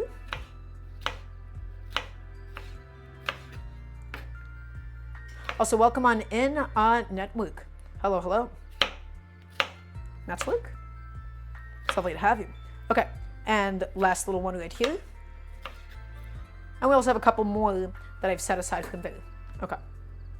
So again, we're not going too fine, we're not going too big. We don't want it so big that we're going to just be eating nothing but bell pepper in a single spoonful of the chili, but it's not going to be so fine that it completely melts in. We have plenty of other peppers that have been charred that are now cooling off that we can blend them, that will be going inside like that. Okay, so matchsticks first. Okay. That's just about done, and I'm going to set this behind me. And so we're just going to process these one by one. Let's take a little pile of these. We're going to set some aside. And we're just going to take a little stack, my friends, and we're going to bunch them all up together. You don't want a stack that's too big. So sometimes people, guys, I want you all to get an understanding of something. I want you all to get a feel of how big or small your hands are. So people typically do two mistakes when they want to chop something into cubes after they've gotten matchsticks like this. The first is they have a pile that's too big that they can't confidently and comfortably claw over it. Everything just sort of spills out and it becomes a mess.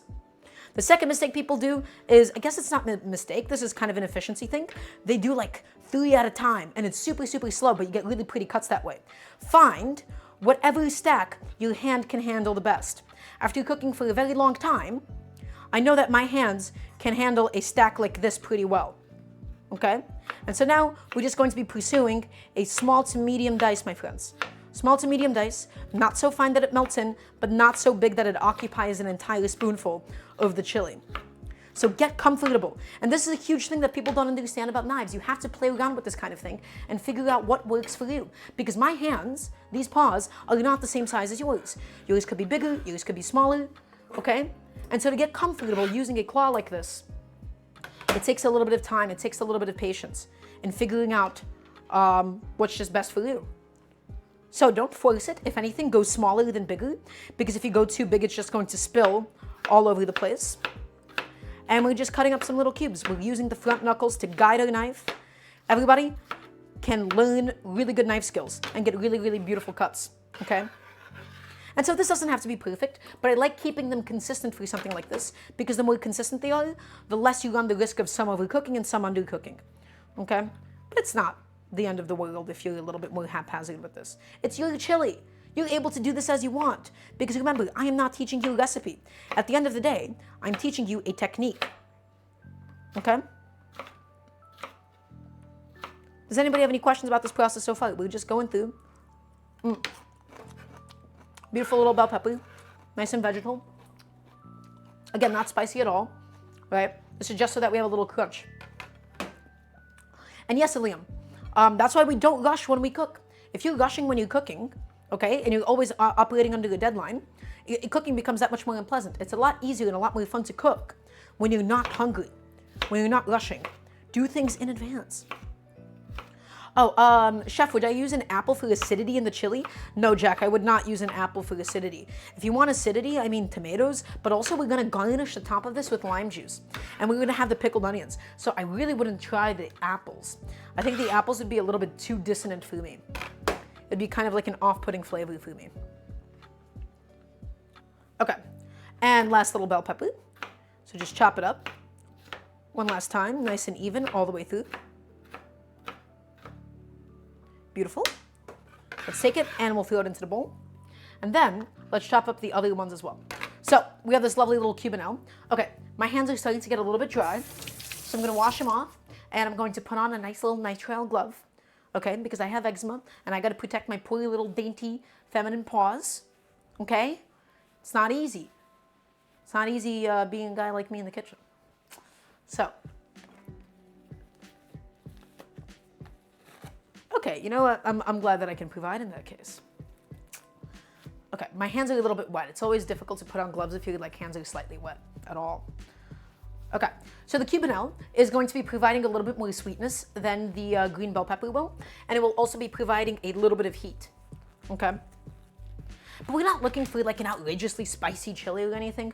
It's gonna have plenty of peppers. We're just looking for it to have depth of flavor, because heat, as in spicy chilies, is no substitution for actual depth of flavor.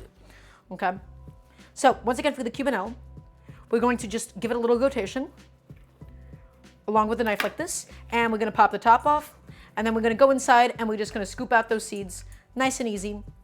This one wasn't so clean, so we're just gonna cut it in half. And then we're just going to use the tip of a knife to cut out the rest of those seeds. But it's fine if you have a few left over. It's not the end of the world. Okay, so for the cubanelle, same exact idea, my friends. All we're going to do is we're just going to cut this up into little sticks. Cut it up into little sticks. Do the same exact one to the other half.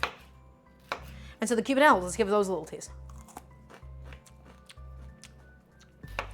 Yeah, these are mostly sweet. They're not particularly spicy today. Sometimes they can have a mild heat.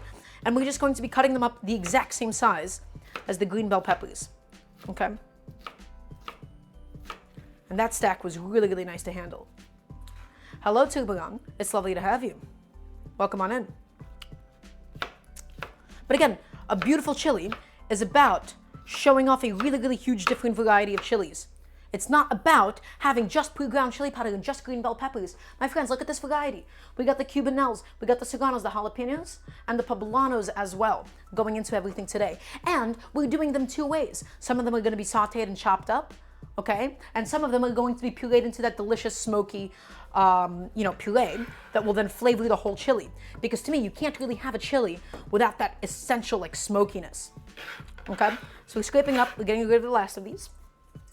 And the last one that we're going to prep is going to be this one little serrano that I have left over. I could have charred it, admittedly, I just kind of ran out of space. We're going to keep the seeds inside because I want the heat from the serrano, okay? And we're going to cut it into quarters. And we're going to do a slightly smaller cut because I'm not really looking to bite into serrano as much as I am just to have them evenly distributed throughout the whole thing, okay? Beautiful, just like that. Excellent. So that's my one little serrano, and we still have those charred serranos that are sitting back there. Scrape all that up. Okay, my friends, take a look at this beautiful mix of peppers. The cubanelle, the green bell peppers, the cubanelles add a little bit of sweetness, the green bell peppers are mostly vegetal, and the serrano for a little bit of heat. I'm going to go ahead and set that aside behind me, and now the last step is going to be just chopping up a couple of onions. Come on, where's my lovely little onion champ? Come out. I have these 2 small onions. I might even do 3 if I'm feeling like it, but we'll see how this goes. So we're going to also pursue a small to medium dice on these onions because again, I want to feel those onions inside. I want to be able to bite into them. I want to get some of that sweetness, okay, as like a little treat for making it through the chili, right? So I'm just going to cut it in half after we cut the head off because this way it's really, really easy to peel off the skin. Really, really easy to do so. In fact, we might even do 3 of these small, the really, really tiny onions. that I got today. So we're gonna do about 3 of these onions then. We're cutting them in half like this, and then we're just peeling them off nice and easy. And we're going to do slightly bigger than the bell pepper because the onions, they tend to get so soft that they end up collapsing and making everything like really, really sweet. So you have to keep in mind that different vegetables, they cook at different paces, okay? And they all act a little bit differently. So the onions, again, I want them bigger so they don't completely melt away.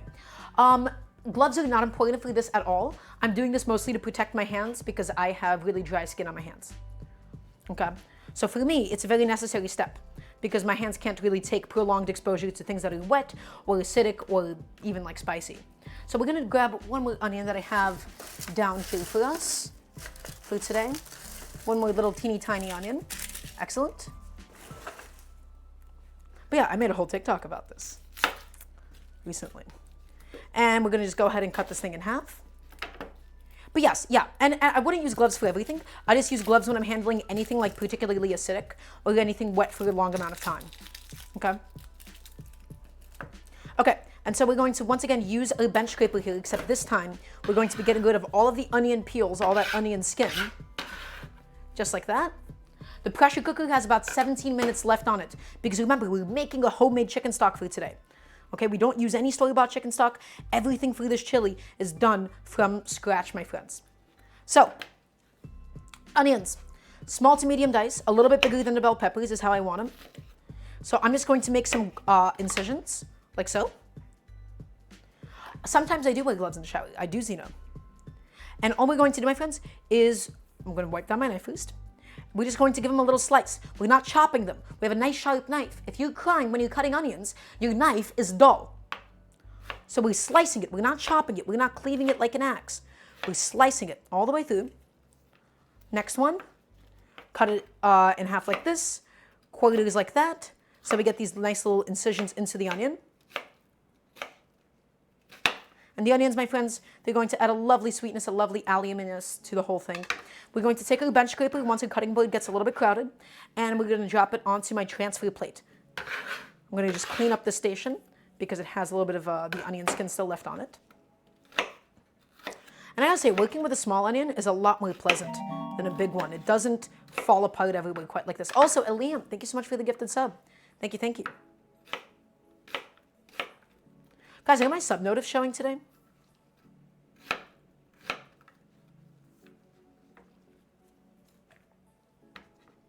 Yep, okay. Do I have any interest in sharpening my own knives? Robin, I would really like to get into it. I just haven't done so yet. I need to figure out why I haven't done so, but it would be very good for me to do so. Until then, I'm just getting them professionally sharpened. Okay, we got 2 more onion halves to go through. Ugh, man, that oregano that I accidentally snorted, it still is like stinging in my nose. I don't recommend that you do that. Same incisions, going through it all. Beautiful. And last onion half. So we're doing 3 small onions for today.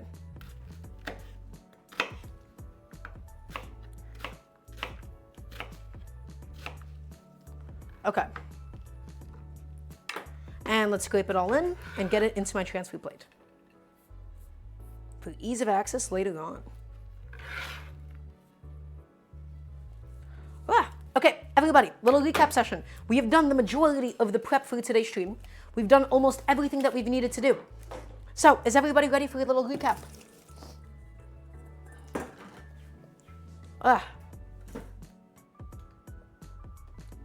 My eyes are slightly watering from just like the spice from before the oregano.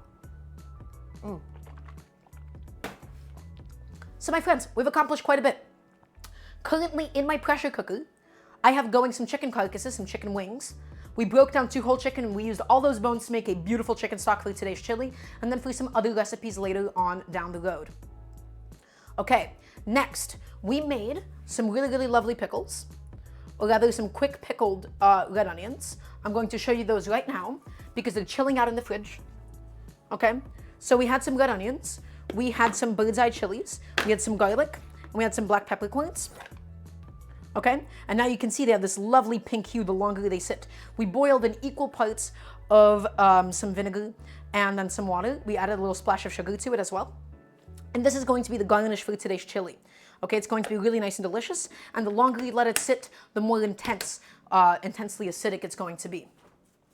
Next, we chopped up the vegetables for today's chili. Okay, because this is a chicken and chickpea chili. We have some onions. I have these 3 small onions that I chopped up. And then additionally, we have a bunch of bell peppers, a bunch of Cubanelle peppers, and then some serrano peppers as well. Okay? We made our own toasted spice powder for today. This is cumin seeds that we toasted, coriander seeds that we toasted, and we ground it ourselves. Because pre-ground spices lack so much flavor, they lack so much warmth. Okay? Freshly toasted whole spices, my friends. And we made this ourselves. We ground it up in a mortar and pestle.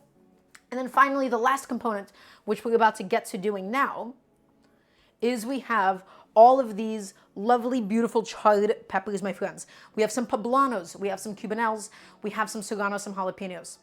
And this is going to be the base of the chili, as well as just 1 tomato, because this chili is not tomato-based. It's not tomato-based at all. It's just going to be chicken broth and peppers-based. So let's get going with this now. Let's get that ready. I'm going to actually just throw that into my dishwasher. In you go. Okay. We now need to blend this up into a really, really beautiful paste for today. So let's get ready. A little plate that I'm going to be blending all this on. Rather, a cutting board will do just fine. This will be okay. Excellent. And into my little blender cup right here, I'm going to be stuffing in all of those different little peppers, okay? Just going to be grabbing them with some tongs. The serrano, the jalapenos, the poblanos, and I'm keeping them skin on and everything because, again, I want to maximize the amount of smokiness that we're getting out of all of this. The cubanelles, the poblanos, excellent.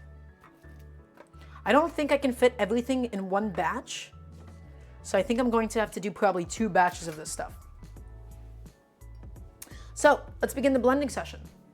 Let me get my little blender out.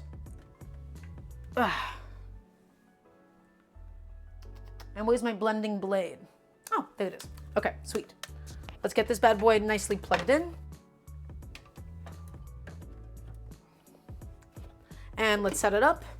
And let's get it going. Let's get a nice little blend on this.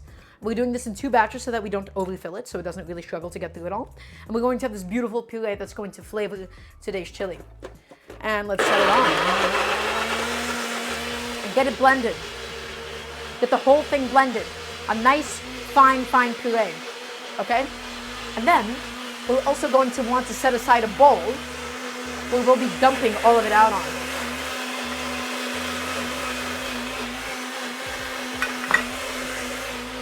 Keep it going.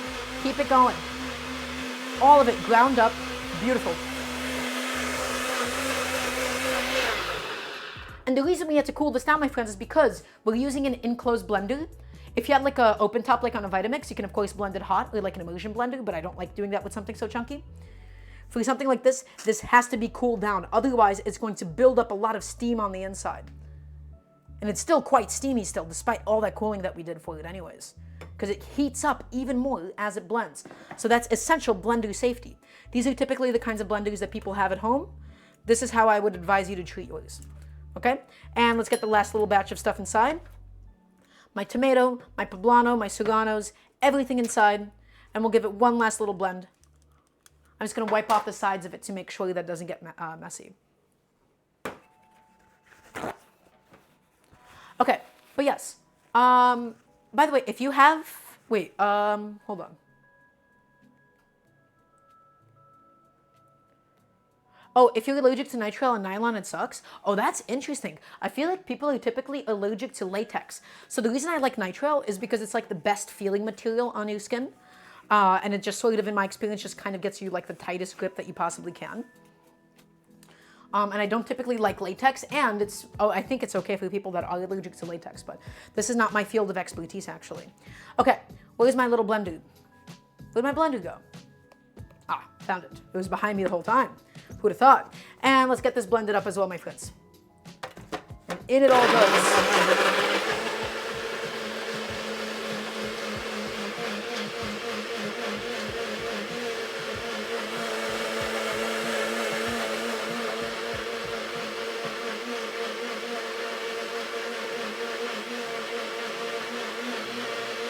There's nothing else to say. Just blend it.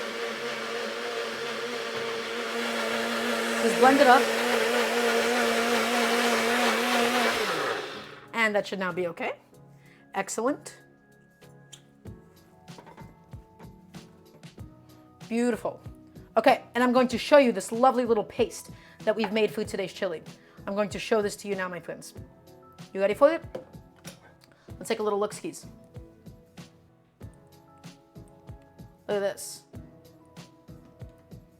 This, I know it doesn't look particularly appetizing at the moment, but this, my friends, is where all of the flavor for today's chili is going to lie.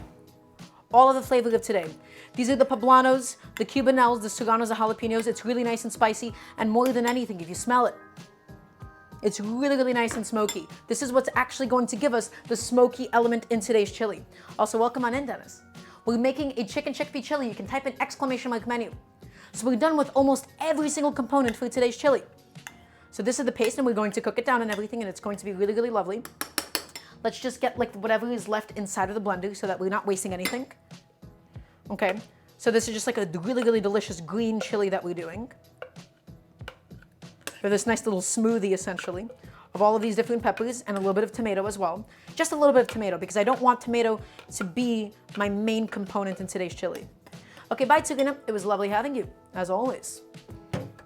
Always a pleasure. And now I'm just taking a second to clean up. I'm taking a second to put some things away.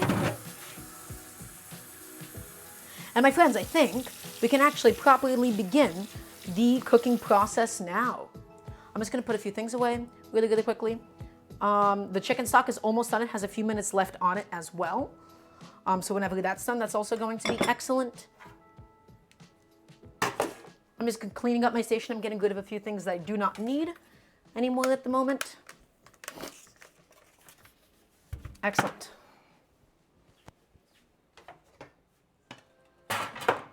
And let's get this out of here.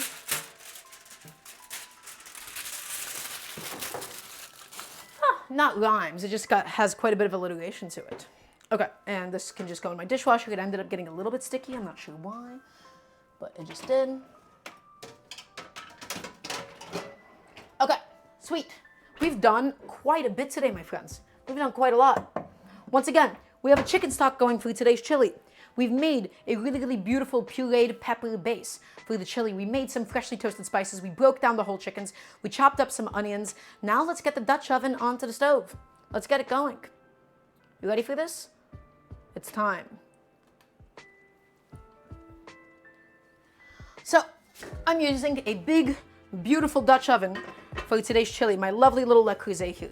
I say little endearingly. It's not little in the slightest. So here's what we have to do. We're going to first put in a little bit of oil. Everybody, Dutch oven kill 101. You do not heat these things up empty. You will damage your nonstick coating over time. So we're going to do a neutral frying oil.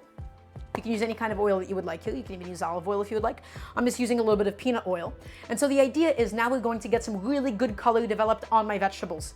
We're not just sweating them. We're going to saute them. We're going to brown them. We're going to develop flavor. We're not just boiling them. We're not just sweating them. We're going to actually properly fry my vegetables. So we're going to turn on the heat, and we're adding in enough oil to essentially cover the bottom. Okay, we're adding in enough oil to cover the bottom. And the reason that this is important is because we want to properly fry these vegetables. Okay, also is that. Oh, that's about as good as it can be.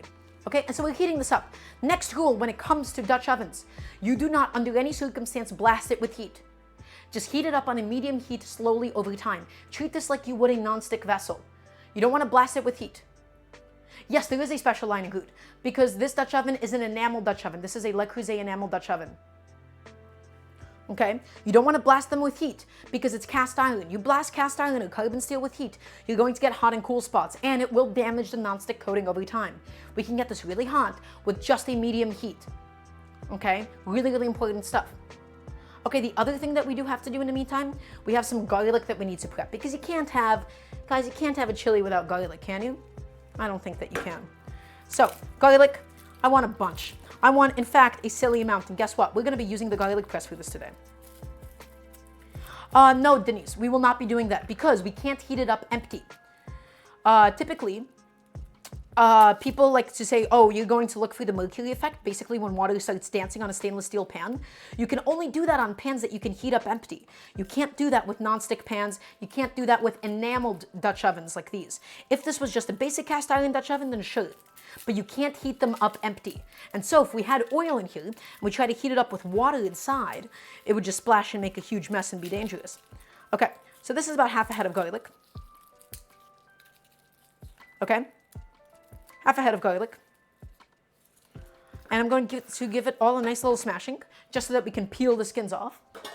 Okay? And this is where the pressed garlic is going to go. Everybody, I hate chopping garlic. I hate it. It makes a mess. It's a waste of everybody's time. So we smash it slightly with a bench scraper to just get the skin off of it, because this separates the skin from the rest of the clove. So just give it a little press, or in fact, even a big press. Just like so, and we're going through one by one each of these garlic cloves, big properly smashing, okay? Nice and easy, all the way through.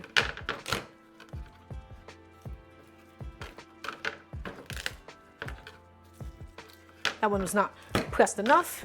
That's a little bit better. And keep it going. Keep it all going. Beautiful. Last one. And now, this is where I also like to glove up, because I really, really hate the texture of like sort of sticky garlic on my fingers. I find it extremely unpleasant. Okay, I glove up.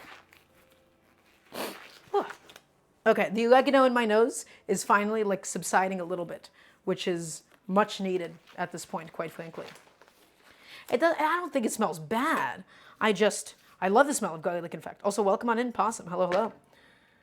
So we're going to just take it from the top and peel up all of these little cloves, and the peeling should be super easy now that we've smashed it, as always. Take them, go through them one by one, get rid of all the skins. You can just pinch the top, and out most of it comes.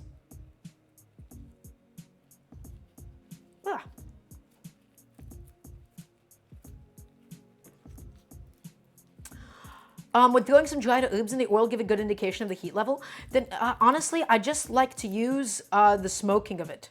I don't really want to throw other things into the oil. We're not deep frying it. It's also not that specific because we're sauteing it. We can always control the heat. If we were like deep frying it, then I would just use a thermometer at that point. I wouldn't really worry about testing the oil or anything, okay? I would just give it a little bit of patience, a little bit of love. I don't think it's entirely necessary for something like this. Because again, the temperature of it can be really variable. Okay, so there is like a slightly dried out bit of the garlic that I'm just going to take out here. Okay. And by the way, guess what? The pressure cooker is done.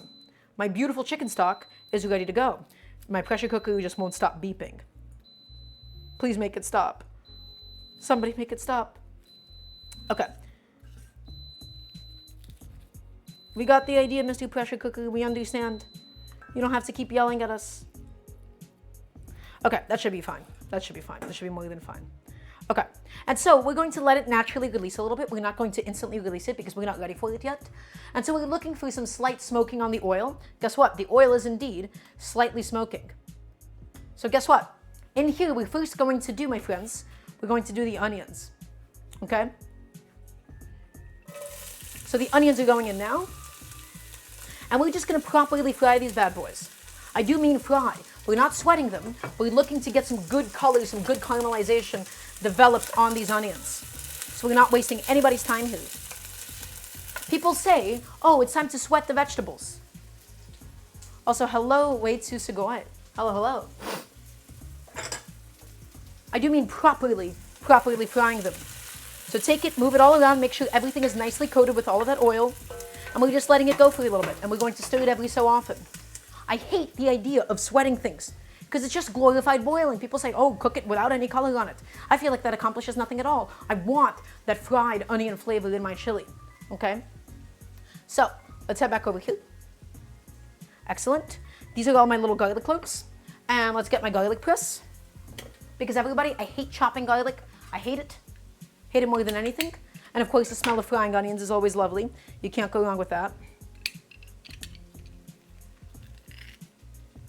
In fact, we could have probably done the bell peppers at the same time as the onions. So in fact, I might add those in after I'm done crushing the garlic. And so we're not adding the garlic immediately, of course, as always, because we don't want the garlic to burn, my friends.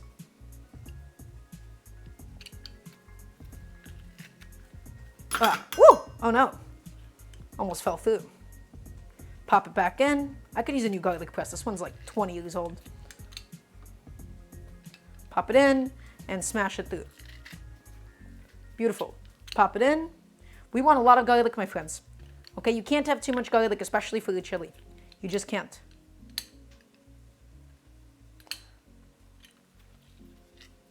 So I think it has something to do with bread baking.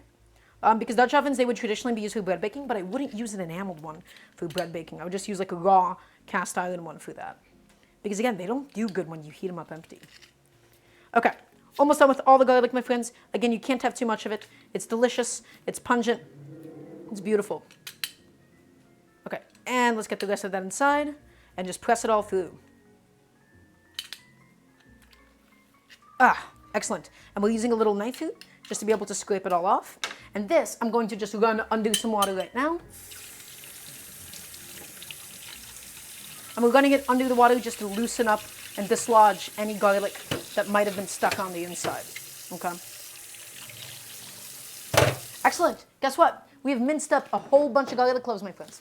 A whole bunch of them. So we got to give those onions a little stir so they don't burn and squelch on the bottom like some of them just did. I might have neglected them a little too long, but that's okay. Let's go back to the stove, and we're going to add in all those peppers, okay? So, our cubanelles, our green bell peppers, my friends, my serranos, everything is going in right now, and we want to get a nice medium-high heat. We don't want to blast it with heat. Just trust in the Dutch oven and let this take as much time as it needs, because we want to develop some proper color. We don't just want to soften these vegetables. We want to thoroughly brown everything, okay? So we're adding in a bunch of salt at this stage too to help dry out some of the moisture. We're trying to evaporate some of the liquid, and we're trying to just get some good color developed. Bunch of salt going in because remember, we don't have any salt at any point so far. So it needs all the help that it can get.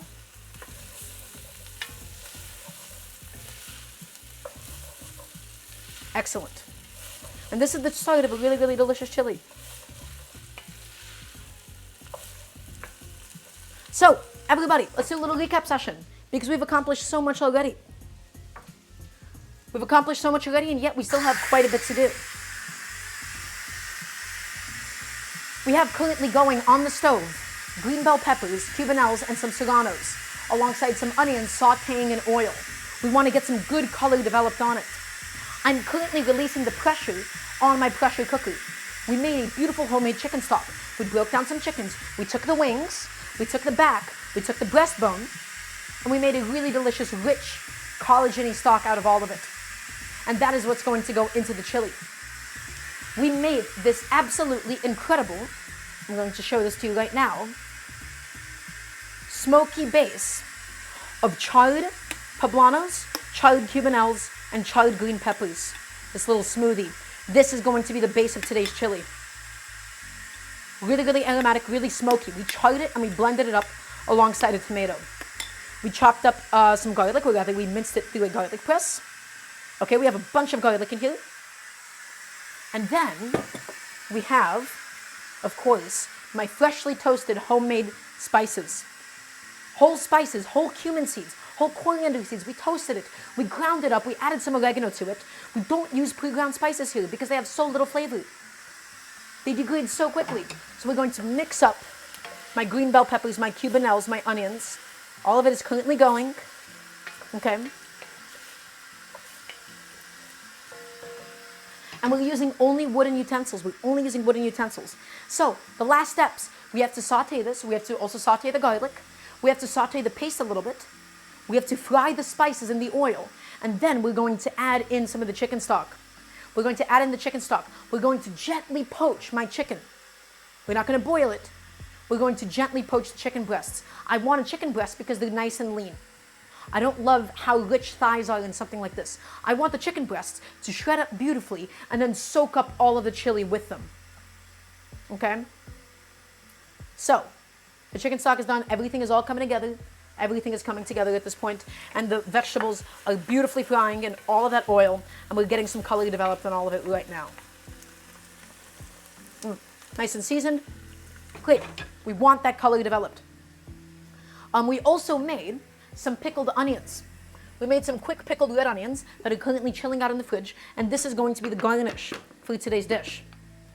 You want that acidity, you want that brightness, you want that sweetness with some chilies as well, with some garlic. These are going to be really delicious to put on top of rice bowls, anything else that you want, or in today's case, on top of the chili. And then we're going to inspect and analyze the stock. We're going to take out the bones from it and everything. It's going to be great. Okay. Hi. Is everybody excited for today's chili? Are we excited? Are you excited? Because I am. And I wanted a chili today. I wanted a chickpea chili. Jesus Christ, that's a lot of alliteration. Because it's cold outside. It's miserable in New York at the moment. I want something that's nice and warm and vegetal to warm me up. But I didn't want something so rich and heavy and fatty, quite like a beef chili for today. I really just wanted to highlight the flavor of all of my peppers. Okay? Wonderful. Just basic sauteed peppers, a little bit of oil, and it's already lovely. Okay, guess what? My chicken stock is done. We can go ahead and take it out. Excellent. Ooh, there's a lot of gunk in there today. That's okay. So we're going to have to take out some of the gunk. We're going to strain this out as well through a fine mesh sieve, just to make sure we don't get like any little feathers in there or anything. So it's not really beautiful quite yet. But it will be. It will be. Don't you worry about it. Okay. So I need a pot in which I can strain this out in. A nice big pot for my chicken stock today. There we go. That'll do just fine. Excellent.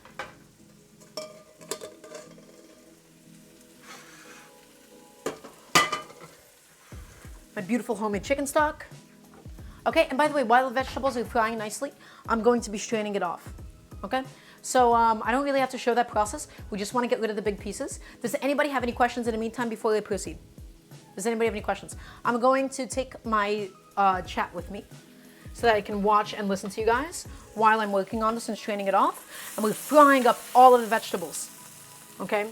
We're getting some really, really good color developed. Beautiful. And just be nice and patient with it. It's going to take as long as it needs to. Today is going to be a long stream, but I'm ready for the long haul. Are you ready for the long haul? I am. Okay. So, let's get rid of some stuff. I'm going to start by just sort of taking out my big bones. I don't know what that is. Yeah, trash can. I'm not entirely sure what that is.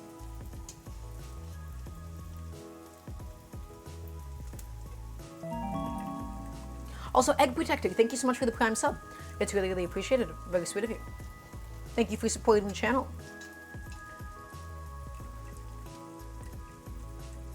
Okay. Just going through these one by one. And again, you don't have to really save the meat on these or anything. They've done everything they possibly could for today's broth. Right? They don't have any more flavor to really provide. They don't have any more meat. The meat is basically just completely done. Have I used electronic stovetops? I have, Dennis. So, I mean, induction and electronic stovetops are not the same at all. I really hate electric. Induction I can work with, but I do not like electric at all. I find electric extremely uncomfortable. Also, I have not. Whoa, trash can, that sounds lovely. I should stop by sometime. I've never been. Okay. So that's one little pile of bones that I can take out. And then after I'm done straining this, I will show you all my beautiful stock.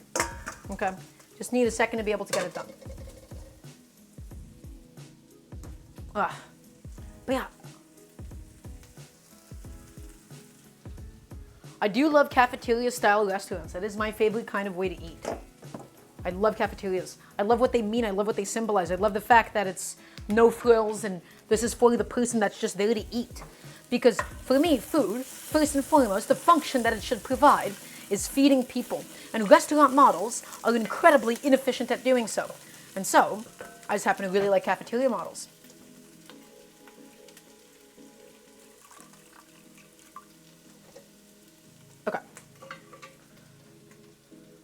That's done. Take that and dump it out. Excellent. Okay.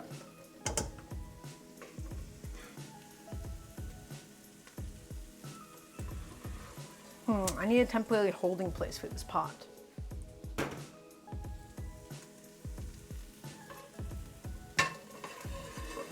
Hello, Sonic. Lovely to have you.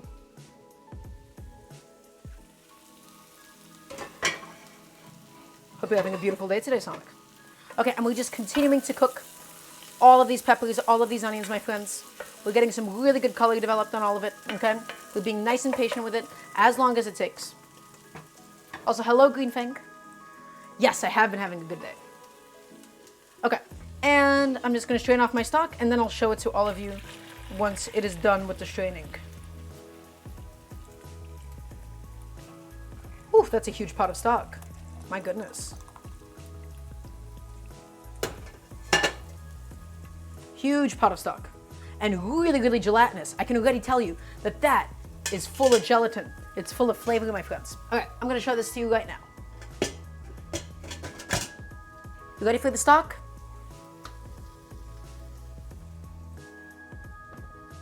Everybody ready for this? Let me show you. But first, I'm going to give my vegetables a little stir just to make sure that nothing is particularly burning on the bottom or anything. We're being nice and patient with it as long as it needs to take. Lovely. Okay.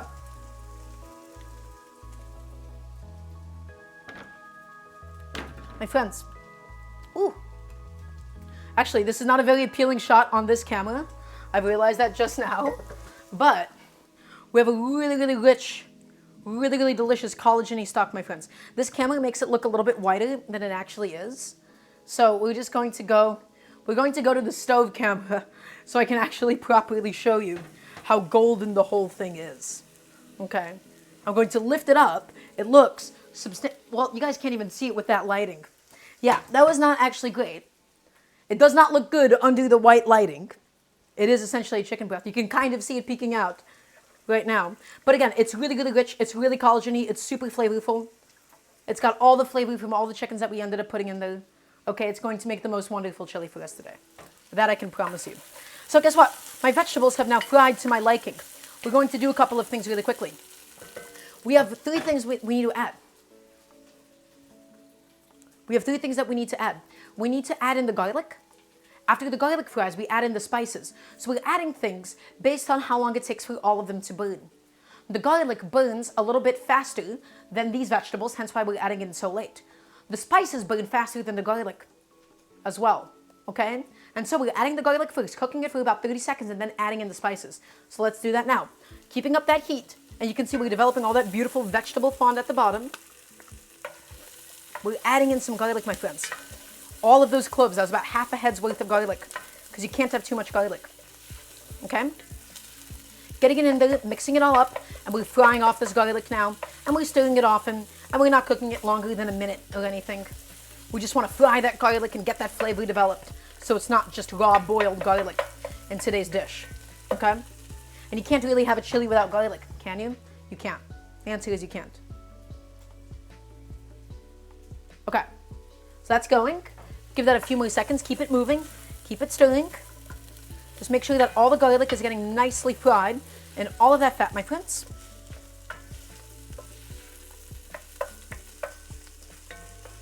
Okay. Great. Tastes like a bunch of garlic. And now, the garlic is still going to fry. We add in all of our spices, the cumin, the coriander, and the oregano, and we're going to fry this in the oil. We're going to fry this in the Dutch oven for a little bit, but you don't want to fry this for too long because this has a huge susceptibility to burn, my friends, okay? You don't want to fry this for too long at all. So we're just frying it a little bit. We're just toasting it even more just to get it to be nice and warm, okay? And now you can really, really smell it. The cumin is hitting your kitchen, the coriander, the oregano. This is going to be the base for a fairly incredible chili, but you don't want to cook this for too long. Just a few more seconds. Few more seconds. And now in goes all of my vegetable paste. My poblanos, my cubanelles, my serranos, my jalapenos. We're adding in something wet to stop everything else on the stove from burning. The pureed tomatoes. This is where all of the flavor of today's chili is going to be. In addition to the chicken stock, of course, but this is what's going to give us a really, really incredible special product. Okay? Excellent. Oof, it is hot in that pot. Gosh. Okay. Get it all in there, my friends. Don't waste a single drop of this stuff. Yeah, my hands today, they're acting up. They do not like that heat. So keep it going, and we just want to cook all of this delicious paste off now. We want to fry it off, we want to get rid of any excess liquid, and we want to get rid of the raw taste from all of it. Yeah, my hands today are like really sensitive. I think I might have burnt them a little bit earlier. Ouch. Not very pleasant. Yeah, I'm also using it as like very, very slight heat protection, but I think I might just grab a towel for my hands instead. Yeah, my hands aren't doing that well today, which kind of sucks. But yes, we just want to cook off that paste, my friends. We want to evaporate some of the liquid, and we want to get rid of that raw taste from it, okay? Because that's all the tomatoes, that's all of the peppers. We don't want it to just be this raw green vegetable smoothie, but it's nice and smoky, it's nice and delicious. I know it doesn't look too appealing right now, but trust me, it will once we add in the stock to beautifully dilute everything, okay? So we're just frying that off a little bit, and we're going to add the stock in, and it's going to be excellent. And this is going to be the base of my chickpea chili for today.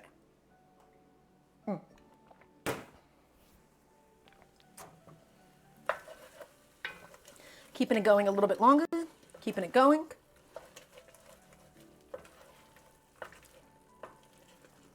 Excellent.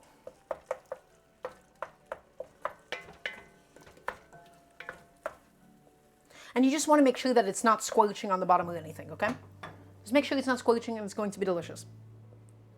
Ooh, yeah, my hands, I might have singed them a little bit earlier. Kind of like, I don't know when. I might have managed to do so, but I think I did burn them a little bit at some point. Not very pleasant. That kind of sucks. Not very happy about that, my friends. Okay. Okay, that's fine for now. Again, we just want to be able to cook all of this off. Right? We want to get rid of the raw taste of it. We want to get rid of that like super raw vegetal taste. And now we're going to add in, bit by bit, my friends, some of the lovely stock. So let's see, can I get this pot nestled in here? Is it going to fit? The answer is kind of. My Dutch oven won't slide off. Okay, it's perfect. Okay, some of my beautiful chicken stock that we've spent so much effort in making. And we're just going to ladle that in, my friends. We're going to ladle all of it in. Not all of it, just until we get a desired quantity, okay? And don't worry about the viscosity of it too much. It's going to be thickened by the chickpea liquid that we're going to add to it, okay? So let's do 2 more ladles of stock going into it now. Beautiful. And that is the start of a really, really special, really delicious chili. And give it all a stir through. Get all of it incorporated. And still, we don't have the chicken in here quite yet. We're going to gently poach the chicken in just a moment. But for now, we just want to bring this all up to a nice little boil, my friends. Beautiful. Spicy, smoky, really, really delicious. Okay, thank you for stopping by, Jack. I really appreciate you. Thank you for being here as always. You're getting the earthiness from the cumin, but right now the flavor isn't fully developed because again, those vegetables that we added in, like that vegetable paste, is still a little bit raw on the inside. Okay, but it's all gonna come together, I promise you. You're gonna get the bites of the onion, you're gonna get bites of the bell peppers. Okay, we're gonna garnish the whole thing. It's going to be really, really delicious. It's going to be really special by the end of it. Okay, so this now has to cook down a little bit. Really, really good, full of flavor. Only thing it's going to need for now is going to be a little bit of salt. And yes, I love pea soup. Can't get enough of it. I love anything with legumes and lentils and that kind of thing, so it's right up my alley. Excellent. It's really, really green. It's really vegetal. I don't think we need that much light on. Ooh, actually, we do need that much light on it. Yeah, I suppose we do. Excellent. Yeah, I don't know how it happened, but I definitely burnt my hand at some point. A bit of a tragedy. Okay, so a lot of the work for the chili has been done. The only thing we want to do now is we just want to cook it. We want to get rid of all that raw vegetable flavor. And then we're going to gently poach some chicken breasts in it. Let's work on that right now, though. I'm going to show you what we need for it. So, there's a very specific reason that I haven't actually, so people, they would like typically sear or brown their meat. I want a very, very gentle, very delicate flavor of the chicken. I just want that very, very nicely poached and shredded chicken. And I don't want it overcooked or anything. And I don't think we really need a lot of color on the chicken or anything, okay? So, let's head back here. Let's grab my sheet tray that I have just chilling in the fridge the whole time of all of my raw chicken. And the only thing we're going to do is we're going to pull the skin of it off. We're going to pull the skin of it off because we don't really need it or anything. We get some of the chicken legs. We're just going to process this and we're going to put it into the pot to gently cook. And it should take in total, 10 minutes for it to all get there, 10, 12 minutes. We're going to shred it up, set it aside, and then add it back in at the end, okay? So let's do that now. So chicken legs, once again, we're not using these for today. We're using those at a different date. We're just going to be using the chicken breasts and tenders, my friends, okay? So take them, and the skin just comes off really, really easily. This is all you have to do. We don't need the skin for today. Take off the skin on each of my chicken breasts, and I'm using 4 chicken breasts for today. And the idea is just to gently poach these, not boil them, but to gently poach them and shred them up. And we'll have this really, really tender, delicious, juicy chicken that'll soak up all of the chili liquid. Okay, come on. Off you go. Excellent.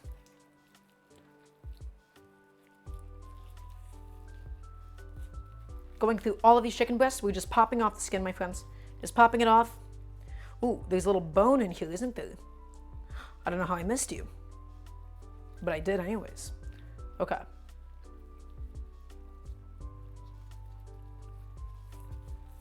Okay, and that's all we needed to do. That's all the prep that we really need to do for the chickens. We don't want to chop this up or anything because we want to keep the meat fibers as long as possible so that it evenly shreds up.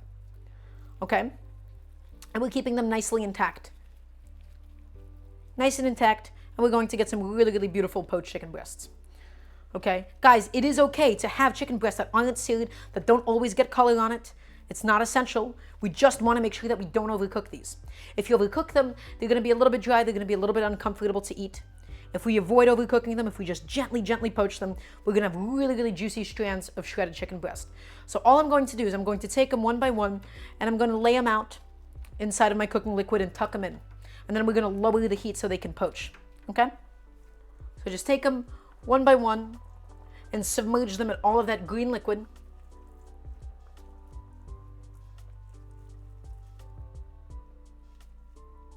One by one, my friends. And again, we're not going to boil these to death, right? We're just going to gently, gently poach these things. We're going to take them out, and then we're going to shred them up and get really, really delicious stuff. So, back to the stove. And again, I know it doesn't look particularly appealing at the moment. We're going to give these bad boys about, I want to say like 12, 13 minutes, 15 minutes at max. Ideally, we would be using like a temperature probe to check on the inside, but I don't think it's particularly important for something like this. I don't think checking the internal temp of them is going to be that big of a deal. Because even if it's like a little undercooked, it's going to finish cooking inside of the stock, inside of the actual chili base. So it'll be okay. It'll actually just work out. Okay. And we're just scraping up anything that could be stuck to the sides at the moment and getting it all back inside. And we're just going to gently cook these chicken breasts, my friends. Take them out, shred them up, and add them back to the chili. Shouldn't take too long at all. Okay, everybody, we've accomplished so much together, haven't we? The chicken is going, the chili is going, we've made the pickled onions. The last things that we really have to worry about are going to be the garnishes for today. And ideally, we would really let this cook for like an hour or so. I think I'm going to be continue cooking like the chili itself off stream and off camera, but we'll end up making a little bowl for yourselves today. Ooh, yeah, my fingers are stinging today. Ow, I definitely burnt them or something. Brutal. Okay, so let's head back to the cutting board. That's not the cutting board at all. That was not what I wanted to do. Let's head back to the cutting board. And so for the garnishes today, we're going to have a few things. So first, let's have a little taste of the pickled onions and see how far they've come along and if they're going to be ready for us to eat today. We have these beautiful little pickled onions. Okay.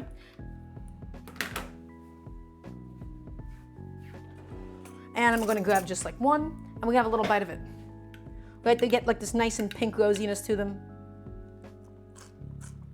Perfect. Spicy, sweet, acidic. That's exactly what I was looking for out of these pickled onions. So we're going to keep them cooling off in the fridge until we actually need them.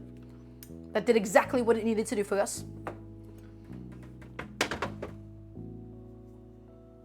The next component I did want to taste. So I had this leftover crema that I made. Another time, we made this really, really lovely crema out of like some cilantro, some garlic, right? Really, really tasty stuff. And this we're going to spoon over the top of the chili as well. Really delicious stuff. Just really like an extra creaminess to the whole thing. So the two things we have to do, I have some fresh cilantro. And some of the cilantro itself is just going to go directly inside of the chili. And some of the cilantro is going to go as a garnish, my friends. So let's just get that going now, okay? Some fresh cilantro, as always. I have it packed in a container with a paper towel to help regulate the humidity. Also, welcome in Audio Murphy. Okay? Big old bunch of cilantro. And no, Dennis, I do not grow any of my own herbs. That I do not do. So, big bunch of cilantro here. And all we're going to do, my friends, we're going to process it a little bit. We're going to go through it all, get rid of the stems, because I don't like the texture of the stems. And I just want to finish it so we get some of the cooked cilantro taste, and then we can finish it on top with some garnished. And it'll look really, really pretty together.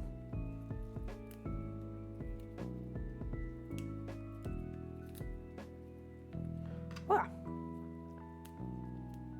So just going through it all, my friends. Really nice and aromatic. Beautiful little fresh cilantro that we just bought the other day. And again, you don't have to really pick it for the stems if you don't want to. I'm doing this because I don't love the texture of the stems. I say this every single time on stream. In fact, I feel like at this point, we need a cilantro copy pasta. You know what? These stems are all so fine that I just have no big stems in here. I think, I'm just going through this. I think this is just going to be okay as it is. Okay, excellent. So, everybody, how do we actually slice the cilantro? Well, really important, we don't chop it. We don't crush it. We always slice it. So here's what we do. We take it in our hands and we bundle it up. We bundle it up in our hands. As always. Take all the little leaves, bundle it up in our hands. Roll it up slightly, just making sure that it's all nicely compact, but we're not crushing any of it. And then we're setting it down, so none of it flies away. And all we're doing is we're using the full length of a knife. We're not chopping it. We're slicing it. We're slicing it nice and thin until we get beautiful little strands of cilantro all around. Okay? Excellent. Because you can't have chili without cilantro as a garnish. You just really can't. So all the way through, and slice it. Do not chop it. I do mean slice it. And then we take the whole bundle. We keep the direction. It's all going this way. We take it and we give it a 90-degree turn this way. So all of it is now facing this way. And now we get to slice it nice and thin one more time. Nice and thin all the way through. And as a result, take a look at what we get. We get all of this beautifully, freshly sliced cilantro, my friends. Okay? Excellent. That's what I'm talking about. So let's grab a little plate for that. And we'll set it into the plate. But yes, I would like to grow my own herbs. It's just a time thing at this point, and honestly, I know nothing about it, so it would be like something I just have no experience with at all. And just take it all. And again, some of this is going to be for garnish, and some of this is just going to go directly into the chili, so we get some of the cooked flavor as well. And this I can just put back into my fridge. I have no use for it anymore. And now, let's also cut up some lime, because you can't have a chili without having some nice fresh lime juice on top, okay? So let's just cut it in half, and let's just get 2 wedges of lime for later on. Excellent. I don't need this other half lime. I'm gonna go ahead and put that bad boy away. Okay, what else do we need? What else do we need? I can put this garlic away too while we're at it. Only thing I'm going to do now, my friends, is we're going to just give the chili a little stir. It's going now. It's simmering away beautifully. It's reducing slightly. It's getting nice and thick. The thing you want to make sure that you're doing, you want to make sure that all the chicken breasts are submerged. So we're basically going to just tuck it inside. We're going to tuck it inside. We don't want any of it exposed over the top, otherwise the top of it is not going to get cooked. Okay, so give it a flip if you need to. And we're scraping up the sides of the chili, my friends. Oh, yeah. I think I'm going to have to use my left hand. I messed up my right hand a little bit today. And I definitely burnt it. I think I'm gonna go moisturize that really quickly. But it has this really, really beautiful green color to it, and it's just going. It's just going, my friends. The smell is filling up my whole kitchen. It looks wonderful. And again, I just want to gently poach chicken breast so it stays really nice and juicy. Do we have any Mars in chat at the moment? Okay.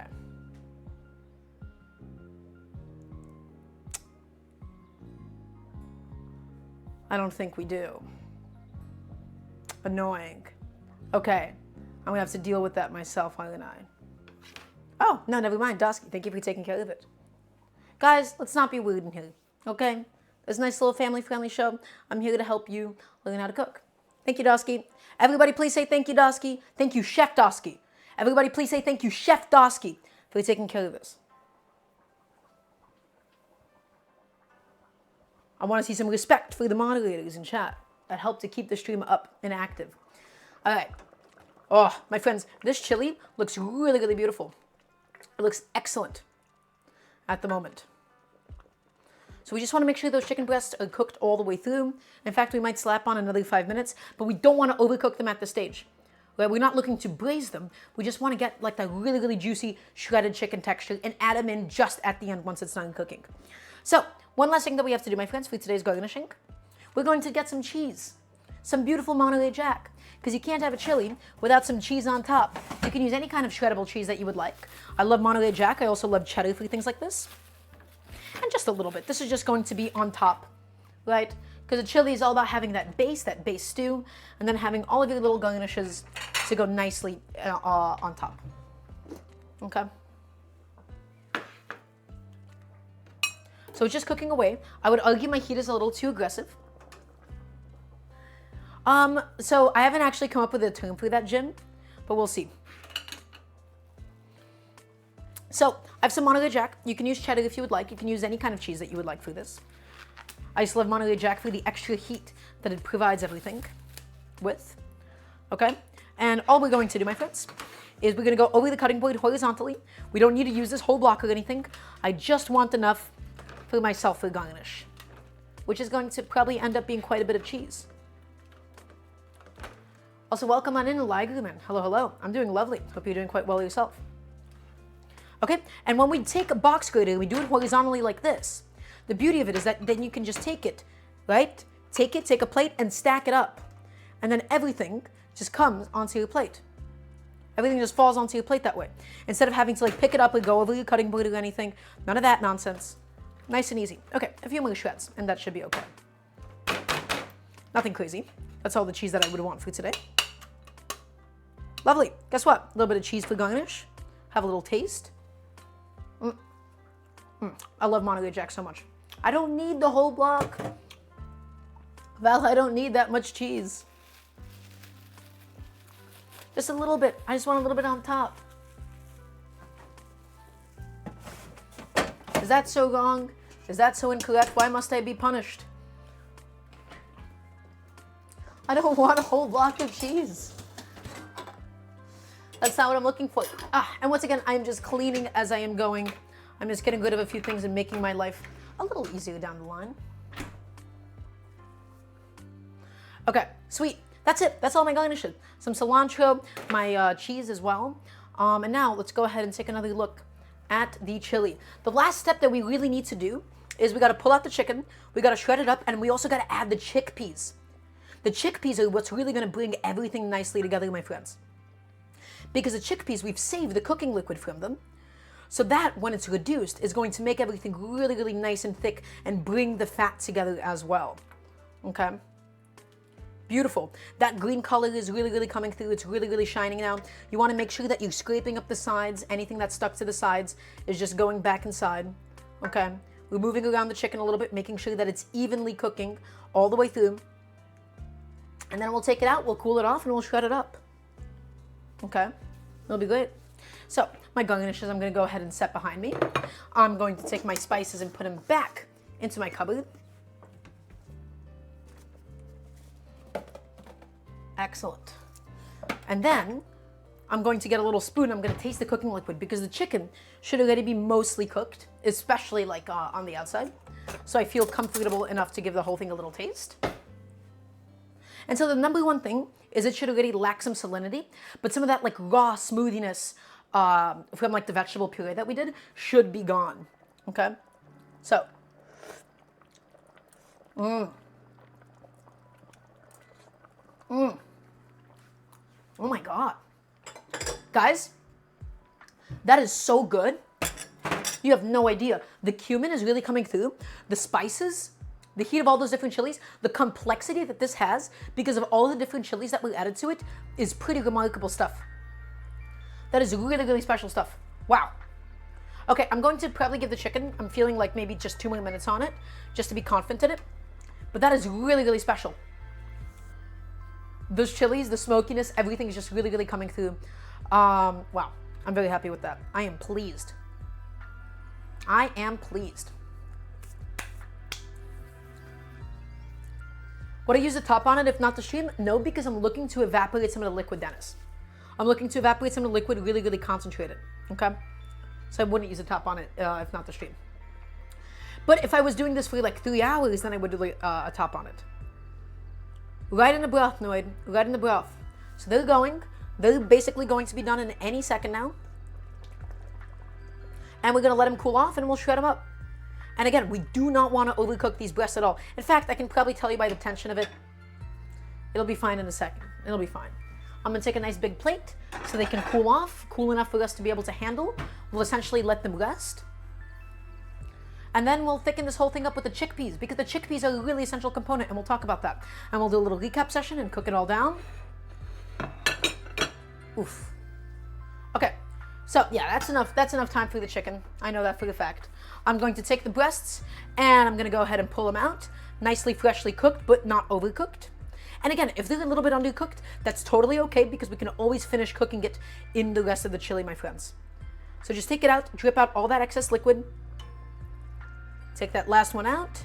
Excellent. And again, it's just poached. It's not seared. These are not the thighs. It's just gently poached chicken breasts. And we're going to let it cool off now. Excellent. Letting it cool off, letting the juices redistribute. Cool enough for us to be able to handle, but we're keeping that chicken intentionally juicy. We're scraping up the sides, getting everything else back incorporated inside. Beautiful. Oh, my friends, we're going to have such an excellent chili today. You know that? This base that we have here, I wish I could cook it a little bit longer. I'm not going to do that necessarily on stream, but it is full of flavor. It's smoky. It's a little bit sweet. It's got that heat to it from the serranos and the jalapenos, as well as from the cubanelles. Beautiful. Let's give that whole thing a little taste once it comes back up to a boil.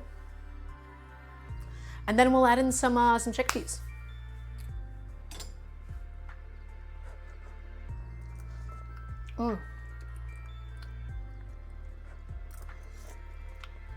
It's going to need some salt as well, but let me tell you right now, once this is finished with the extra acidity, the acidity is really what's going to make this whole thing nice and special. So, my friends, let's talk about the chickpeas really quickly. I made these chickpeas yesterday. These are my homemade delicious chickpeas. I only work with dried beans at home these days. I only do dried beans at home. The beauty of dried beans is that you get to really control the texture. So I intentionally kept them a little bit firm so they can finish cooking in the chili. You're also saving a lot of money. I did these in my pressure cooker. I've shown you how to make chickpeas. I've shown you how to make beans on stream so many different times. And this liquid is going to be the real special sauce of this chili. It's what's going to bring it together. It's what's going to make the whole thing nice and thick. That bean cooking liquid is full of starches and proteins that help to make it thick. So I'm going to take a little ladle, or a big ladle in this case, and I'm just going to ladle some in. We'll have just figure out how much of this I actually want. I'm not really measuring. I just want to get those chickpeas alongside the cooking liquid. Okay, so in total, oh no, that's so many chickpeas. That should be fine.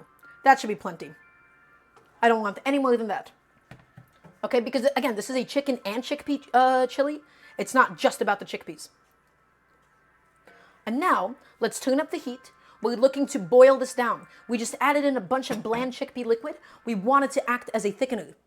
We want that chickpea liquid to act as a thickener. We want it to reduce. We want to get all those starches concentrated. And then we're going to have a really, really beautiful, thick, delicious chili, my friends. This can take, I don't know, like 10 minutes or so, depending on like how high your heat is, depending on how much surface area you have. We just can't go super, super high with this device, with this Dutch oven, that is. Okay, and the chickpeas I'm going to put back in my fridge, and I'm going to use them for something else later on. The beauty of just having pounds and pounds of like cooked beans at all times, there's just so many different uses for them. I wanted chickpeas for today. I wanted a taste, so I'm really excited for them.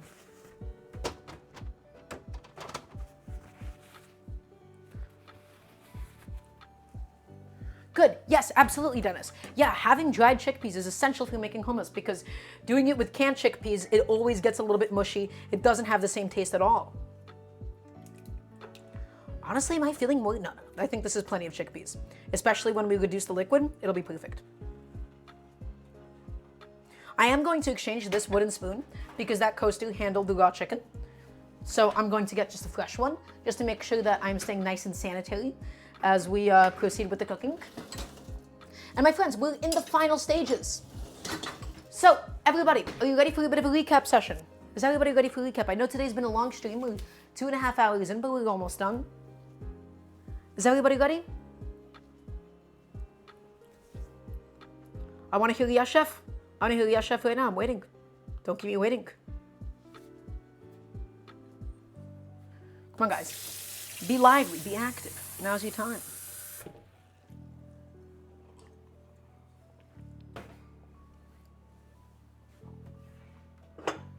And I'm just going to get my other spoon out for this. Excellent. Okay, everybody, we've done a lot today. We're making a chicken chickpea chili. That's a lot of alliteration at once, a lot of ch sounds. But let's talk about everything that's already gone into this. This, my friends, is comprised of a bunch of different peppers. We had Cubanelles, we had some Poblanos, we had some green bell peppers, some serranos, and jalapenos. We took some of them and we charred it under the broiler alongside the tomato to get it really, really smoky and really roasted. We blended it up, we made a beautiful vegetable paste out of it. That's the base of the chili today. We took some more Cubanelles, we took some green bell peppers, we chopped it up, and we sauteed it alongside some onions and a bunch of oil. Then we also fried some garlic in that oil. We made a freshly toasted spice blend ourselves from whole toasted cumin, whole toasted coriander, ground it up with some oregano as well. We made our own spice blend, and then we fried it in the fat and we added it in there. Then we fried the vegetable paste, okay? And all the while, we had a homemade chicken stock cooking. We made a beautiful pot of homemade chicken stock. And so we added in the homemade chicken stock because we broke down 2 whole chickens on stream. We let the whole thing cook for a little bit, and then we added in some chicken breasts and we let it gently poach. Gently, gently cook. We did not want to overcook those chicken breasts. We want them to still be really nice and juicy. And if they're a little undercooked, that's fine because it can still finish cooking inside of the chili itself. Then we added some chickpeas alongside the chickpea cooking liquid because it's going to bring the fat of the chicken stock, the fat of the chicken breasts, and the cooking oil. Once the chickpea cooking liquid reduces, it's going to make the whole thing beautifully thick, just like me. Okay? The chicken, I wanted to use chicken breasts because they're really nice and delicate. When we shred them up, it's going to basically hold all of that chili liquid in between the shreds of the chicken breast. Okay? It becomes basically like this net. It becomes this mesh of chicken. And it's going to be super juicy, super flavorful. It's really, really special. It's really spicy. This is an incredible chili that we've got going on so far. Let's give this whole thing a little taste again. Oh yeah. Now, we're just reducing the whole thing. We're reducing it to get rid of any of the excess cooking liquid and to give the whole thing some really nice viscosity. We want to concentrate the flavors, and we basically want to get those starches, the cooking liquid of those chickpeas, to thicken the whole deal. And for that, we got to get rid of that excess liquid, my friends. Let's also hit it with some salt, although we can always add some more salt later on. Because guys, let me tell you, when it comes to chili, I do not mess around. We have such simple components, such simple ingredients, but we're giving everything so much love. We're giving every single component a lot of love. And then we also made pickled onions. I forgot about the pickled onions. We shredded some cheese. Oh, it's great. Okay, last step, it's time to shred the chicken. So we've let it rest for a little bit. Doesn't have to rest for too long. Okay, let's look at the chicken. And again, you might look at it and go, oh, Daramgar, it's just a boiled chicken breast. No, it's not boiled. Guess what? It's poached, baby. And when it's poached, it's gently cooked. We're not boiling it to death in super hot liquid. We gently cooked it all the way through, and then we're going to shred it up, and that is going to soak up all of the chili once it's been shredded up. Okay? It's resting right now. In fact, if it's a little undercooked, again, it will be okay. It will be okay, I promise you. So let's grab some. You can do this with a knife. You can do this with some forks. I prefer to use my fingers once it has actually cooled down enough to do so. Okay? And again, in the meantime, we're aggressively boiling the rest of the chili because we wanted to build up some viscosity. Also, welcome on in, Tweety Verde. Hello, hello. Lovely to have you. Slamval, I think that's the second time somebody said that, unless it was you both times. So we're just stirring this up to make sure nothing is like squelching on the bottom, and we're continuing to cook the chili. Okay? We're cooking it up. We're reducing all of that liquid, all of that chicken stock, all the chickpea liquid. And then let's take some of the chicken breasts. And again, if it's undercooked, it's totally okay by me as long as it's not overcooked. Oh, that's perfect. That's totally fine. So take it, and we want to keep these shreds fairly intact. I want nice, long shreds of this chicken if possible. Actually, I'm going to taste that. Great. Wonderful. Really, really tender because, again, we did not overcook these things intentionally. I do know French guy cooking. Okay. Actually, maybe a fork would be better off for this job. I think I'm going to go grab one of those bad boys. I want to shred this up. We don't want this to be completely finely shredded. We want this to still have some texture, but we don't want it so thick that it's not then able to take in some of that lovely chili that we've worked so hard to make. Okay? Come on. I'm not very good at shredding chicken breast, which is pretty funny. Okay, the grain is running this way, so we're basically just opening it up and ripping it apart. Just shredding it up.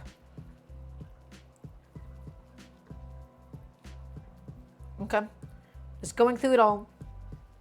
It's exactly where I need it to be, right? If you were to shoot for a temperature, 150, 155 would be what you're looking for because, again, it's still going to finish cooking in the rest of the liquid. Excellent. And look at all that chicken breast, my friends. Really delicious white meat. I did not use thighs intentionally because, again, I wanted the subtlety. I wanted the delicateness of the chicken breast. I didn't want like the fatty, rich, like heavy, like dark meat or anything. This is what I wanted. This is what I wanted the whole time. So we're taking it and we're shredding it all up. I like using my hands best for this, although you can use whichever method is great. There's no right or wrong way to do it. We're just not trying to destroy the texture of it or anything. Okay? And the beauty of shredding meat like this, my friends, again, look at all these different little fibers on the inside. These little fibers will hold all of that delicious cooking liquid. So it's not like sauce that's just slipping off of big chunks of bland meat on the inside, but they soak everything up because we're creating this little mesh, this little web of meat. Okay? This is incredibly inefficient, though, to use my fingers. And so now, I think I have now resigned to the church of the fork. Yeah, that's fine. That's more than fine. Perfect. Just going through all of it. Does anybody have any questions about this cooking process so far?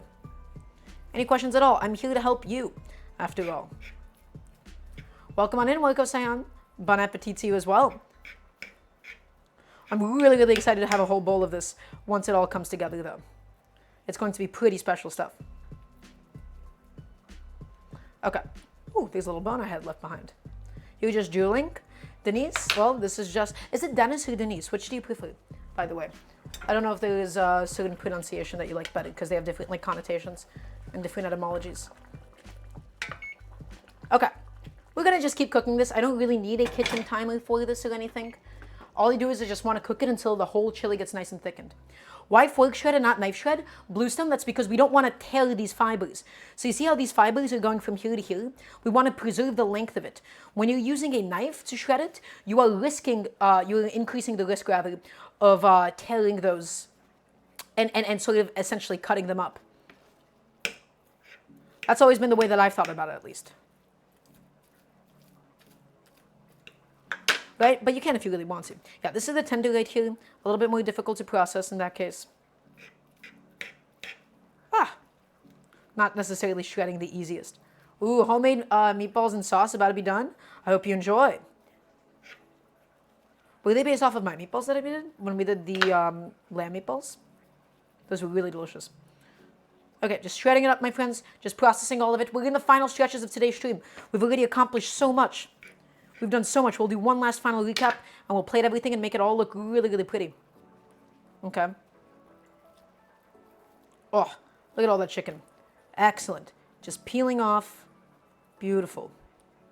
That's what I'm looking for. Again, so Dennis instead of Denise. Okay, I just didn't know, so I was alternating for you. So I got you. So Noid asks, is it advisable to go for a different blend of peppers if you're making for somebody who can't handle the spice? So Noid, we didn't really use any super spicy peppers. You can do this purely with the Poblanos, Cubanelles, and green bell peppers if you don't want the heat of the peppers. The serranos and jalapenos are really the ones that are adding the majority of the heat for this, Noid. Because every single pepper has something different to say and a different function in this dish overall. Right, so if you were to add chipotles, they're a little bit spicy. But if you don't want heat, you can even add things like pasillas and guajillo chilies, because those are just some of my favorites as well. Okay, every single pepper has something different to add. Okay, shredding it all up. Shredding it up, my friends. We're getting through all of it. Oof. That is a really good piece of chicken, because we didn't overcook it. We didn't boil it to death. We properly, slowly poached it. And the reason why we poach it and we don't boil it, the reason we started off in a simmer, is because if we were to boil it, the outside of it would end up getting overcooked and dry and rubbery before the inside was done. By poaching it and cooking it on a lower heat, we're able to get more of an edge-to-edge color, or rather just like an edge-to-edge cook on this chicken breast. It makes a huge difference. It contributes to the tenderness, it contributes to the succulence of the chicken, my friends. So we're just going through all of it, and we're shredding it up. We're not making it so small that we can't feel it, but not so big that it can't soak up all of the really, really beautiful chili that we're making. Oh yeah, I'm getting into a flow of this. Let's go. Peel it up, shred it up. And I'm going to give this chili another stir just to make sure it's not scorching, especially on the bottom. Because as it's getting more viscous, as it's getting thicker, you're increasing the risk of something potentially burning on the bottom. So always keep that in mind, my friends, whenever you're boiling or reducing something down like this. When am I going to challenge Gordon? He should DM me, and then I can set something up.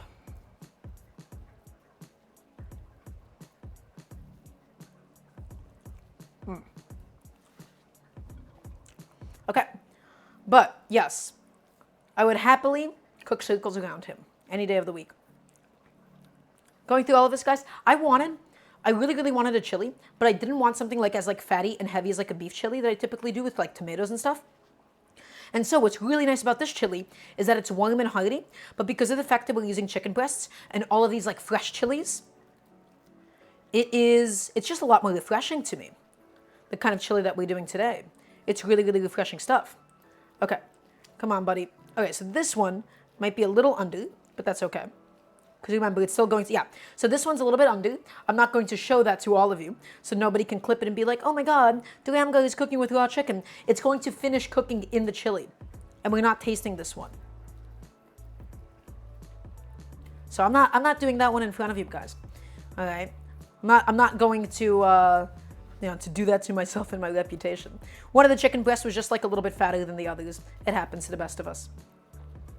It was just the one that was slightly undercooked. And again, by shredding it, we're going to finish cooking it later on. It's going to be great still. So I'm doing that.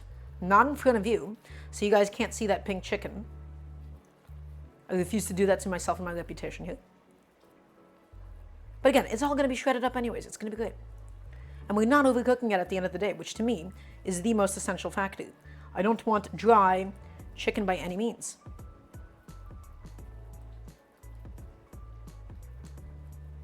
Okay, all of my chicken is now beautifully shredded up. We have a big pile of it. So let's go ahead and give those chickpeas a little stir. Because again, it's boiling really, really aggressively. It's always at risk to scorch on the bottom, my friends. So just take it all, and we're just pushing some of the liquid to the sides, and then we're scraping up the pot. We're scraping up whatever is stuck to the sides, and you can see the viscosity has changed dramatically. The chickpea cooking liquid has reduced down. The chickpeas are getting nice and soft. Everything is getting really beautifully incorporated. Okay? In fact, I can probably just take a silicone spatula just to really, really easily and make sure that everything is going back inside of the chili. Excellent. That's what I'm talking about. That's about the viscosity that I want. Nice and thick, but not so thick that it's like a stew per se, but not so thin that it's like a soup. That is the viscosity that I was looking for out of my chili. Let's give this whole thing a little taste. See how it's doing? Oh, my friends, the flavors are just really beautifully concentrating. Wow. That is spicy, that is vegetal, that is smoky, that is flavorful. We're going to do a little hit of salt. We're going to cook it for a few more minutes, and then we're going to add in the cilantro and add in the chicken just to bring it all together. A little bit of salt, nice big pinch. I know that was a bit, contradictory because I was like a little pinch, a nice big pinch.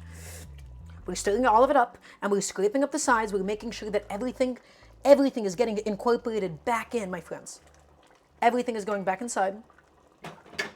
It's getting nice and thick. You can tell. Look at the way that it's bubbling up. Look at the way that it's breaking the surface tension. That's telling you that the whole thing has gotten really nice and thick. Okay? Because that's what life is all about. That's what it's all about, baby. And I'm going to put my cutting board away in the dishwasher in the meantime, because I can while we have a little bit of downtime. Because remember, you're cooking at home, you clean as you go. It's not an option. It makes your life so much easier when you don't have a sink full of dishes later. It's all about optimizing. Okay. Guess what? This is now at the final viscosity that I was looking for. This does not need to be at a boil anymore. We can lower the heat. We're going to add in a bunch of the cilantro, but first we're going to give it a taste for salinity. Remember, the chicken breast is slightly bland, so we need the salinity of this to compensate for the chicken breast.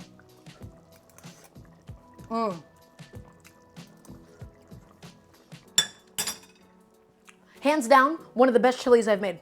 Probably one of the best, if not the best. That is incredible. The balance of flavors in there are actually spectacular. Wow. Okay, and now, my friends, a big bunch of the cilantro. Again, we're going to have more cilantro for garnish. I just wanted some of that cooked cilantro in there as well. It's going to lose some of the flavor in the cooking process. It's just going to make the whole thing a little bit more green. Okay, and now, let's do the chicken. And so the chicken's going to need a minute or two just to fully come up to temperature, just to make sure that the whole thing is fully cooked. And in all of it goes. And we're just going to mix it through and give it a minute or two, just to let it basically soak up the chili, my friends. In all of its little crevices and all of its little pores, we want that liquid to just soak through. But we don't want to overcook this chicken either. Look at that. That is what I'm talking about.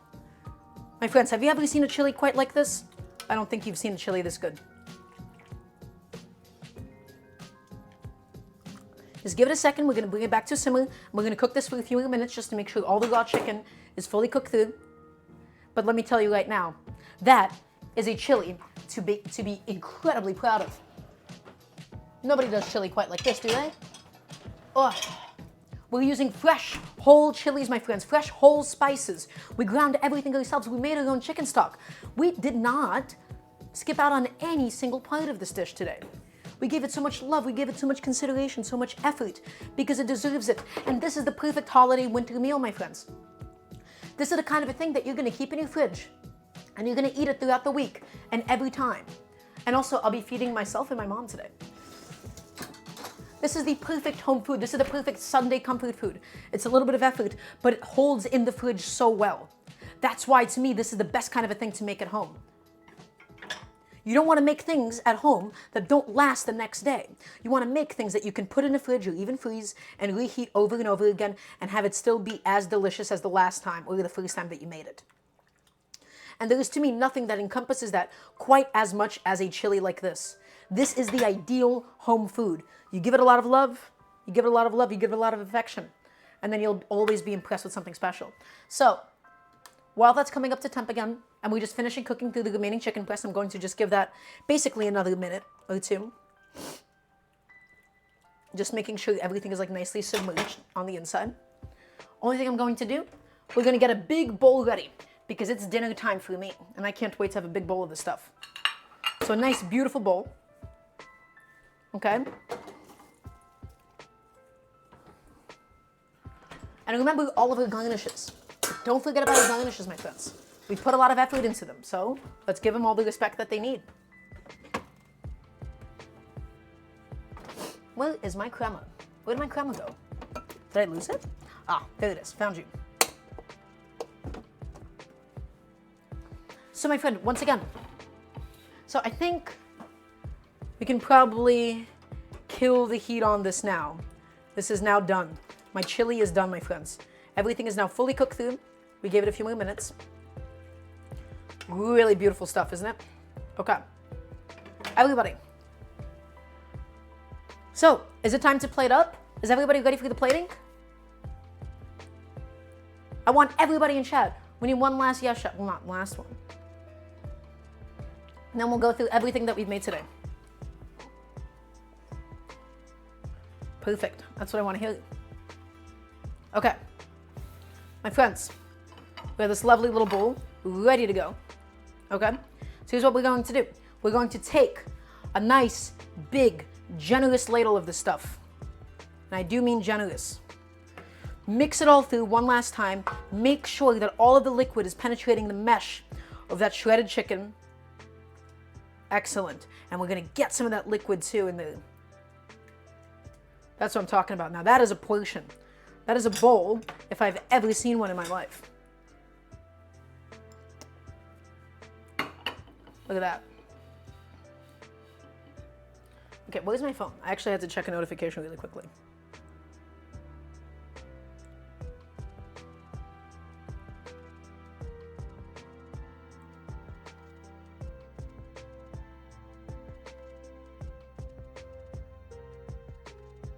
Okay, sorry. Just had to check on something.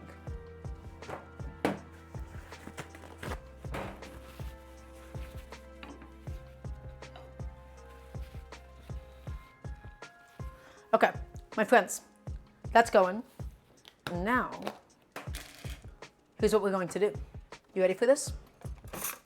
Let's take a nice big dollop, a nice big beautiful spoon of my crema. We made this a couple of streams ago.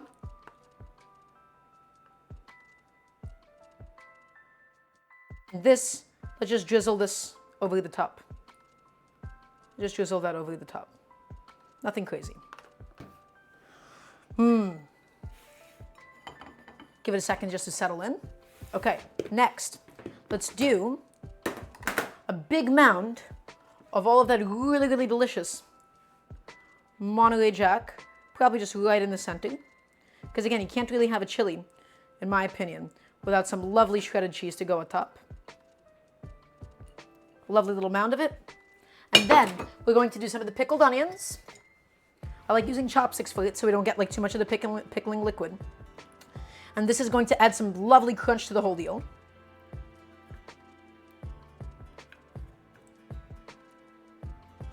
So these we're just going to scatter around.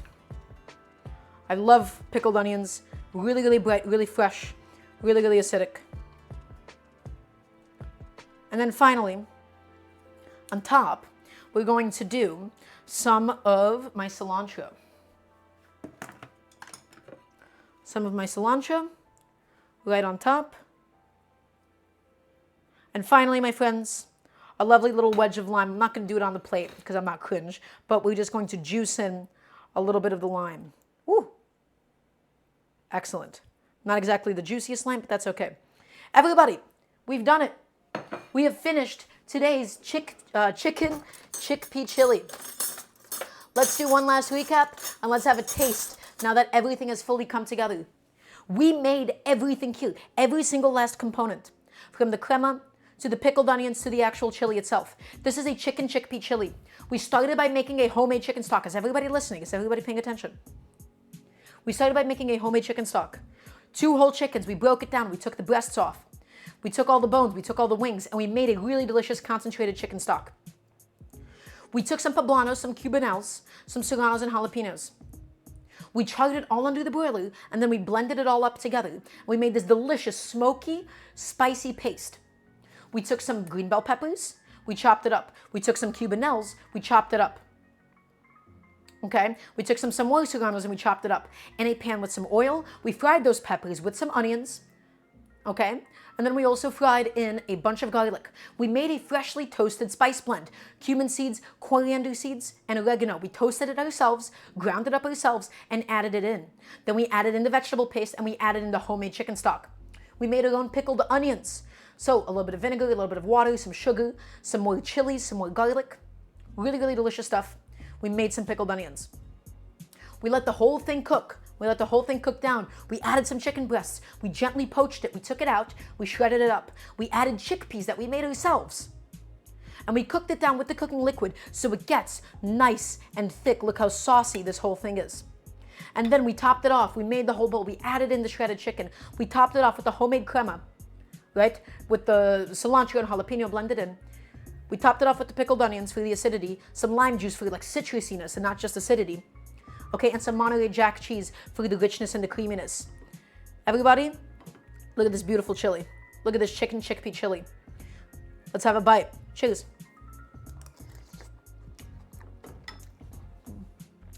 Oh, oh, mmm. Mmm. Mmm. Oh my God. That is no joke. This is no joke. This is serious business. I do not mess around when it comes to chili. I do not mess around. That is hands down maybe the best chili I've ever done. It's so vegetal, it's so fresh, and yet we're getting all those super deep, meaty flavors from the homemade stock. We're getting all those beautiful toasted spices. This is full of flavor. I did up myself, and I've made some pretty amazing chilies. I've made life-changing chilies. This,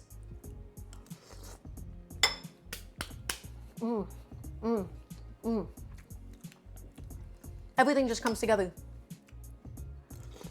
The heat, the acidity, the salinity. I mean, this is balanced.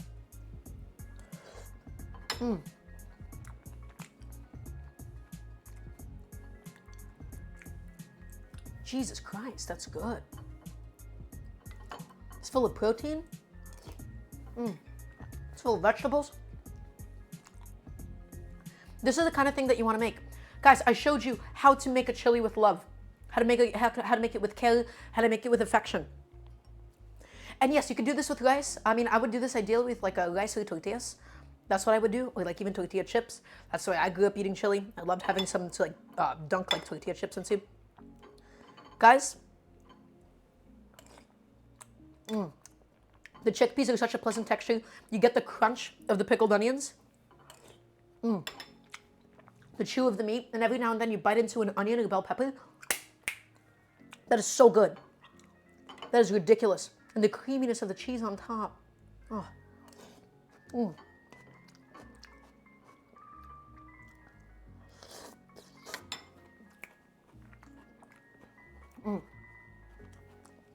And that's it, nice and easy. We did it. Chat, let's go ahead and find somebody for us to rate tonight. Everybody, thank you for being here. I did it all in 3 hours. I did indeed. Everybody, I appreciate all of you being here. I really, really love having all of you here. Thank you for allowing me to have an audience, to have a platform, to be able to talk about food and to be able to teach you all how to cook. Everybody, let's do a bit of housekeeping. Type in !Patreon in chat, or scroll down or go click on my About section. If you can, any and all help will be really, really appreciated, because I want to keep these streams free and this knowledge free for everybody to watch. I want to teach you all how to cook. If you have any questions, right now is the time to actually ask me. There's also a special members only Discord. If you join the Patreon, if you pay for like the higher tier, I'm just trying to get the grocery cost of these covered, and I want to be able to do this full time. Everybody, thank you all for listening. Thank you all for watching. Does anybody have any final questions while I find who is currently live at the moment? Let's go find a food and drink streamer for today and give them a little bit of love, give them a little bit of support. Anything at all. I'm here to help you learn how to cook. Remember, streams every Friday, Sunday, and Wednesday, 5 p.m. Eastern time, keeping it nice and consistent. Who is live at the moment? Let's find out.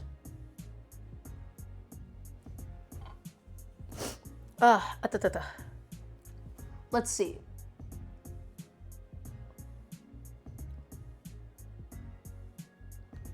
More than pasta food truck. Okay, I see somebody's like making like pasta. A little bit of a big account. Let's go find a smaller account really quickly. Mac and cheese and cabbage rolls. Okay, we'll go find. We'll go grade that. Okay. Okay, everybody, thank you all for being here. Yes, the chili did make my nose a little bit runny. Thank you all for being here. Let's go ahead and raid the streamer that I just found.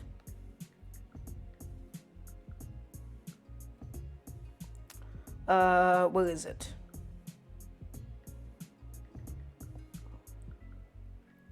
Okay, let me see this really quick.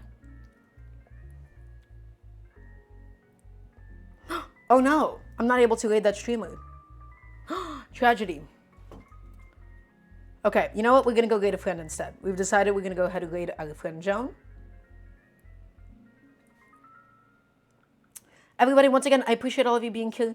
Thank you so much for all of your support. Next stream is going to be this Wednesday, 5 p.m. Eastern time. Join my Discord. Type in !Discord if you haven't already done so. I appreciate every single last one of you. Thank you, thank you.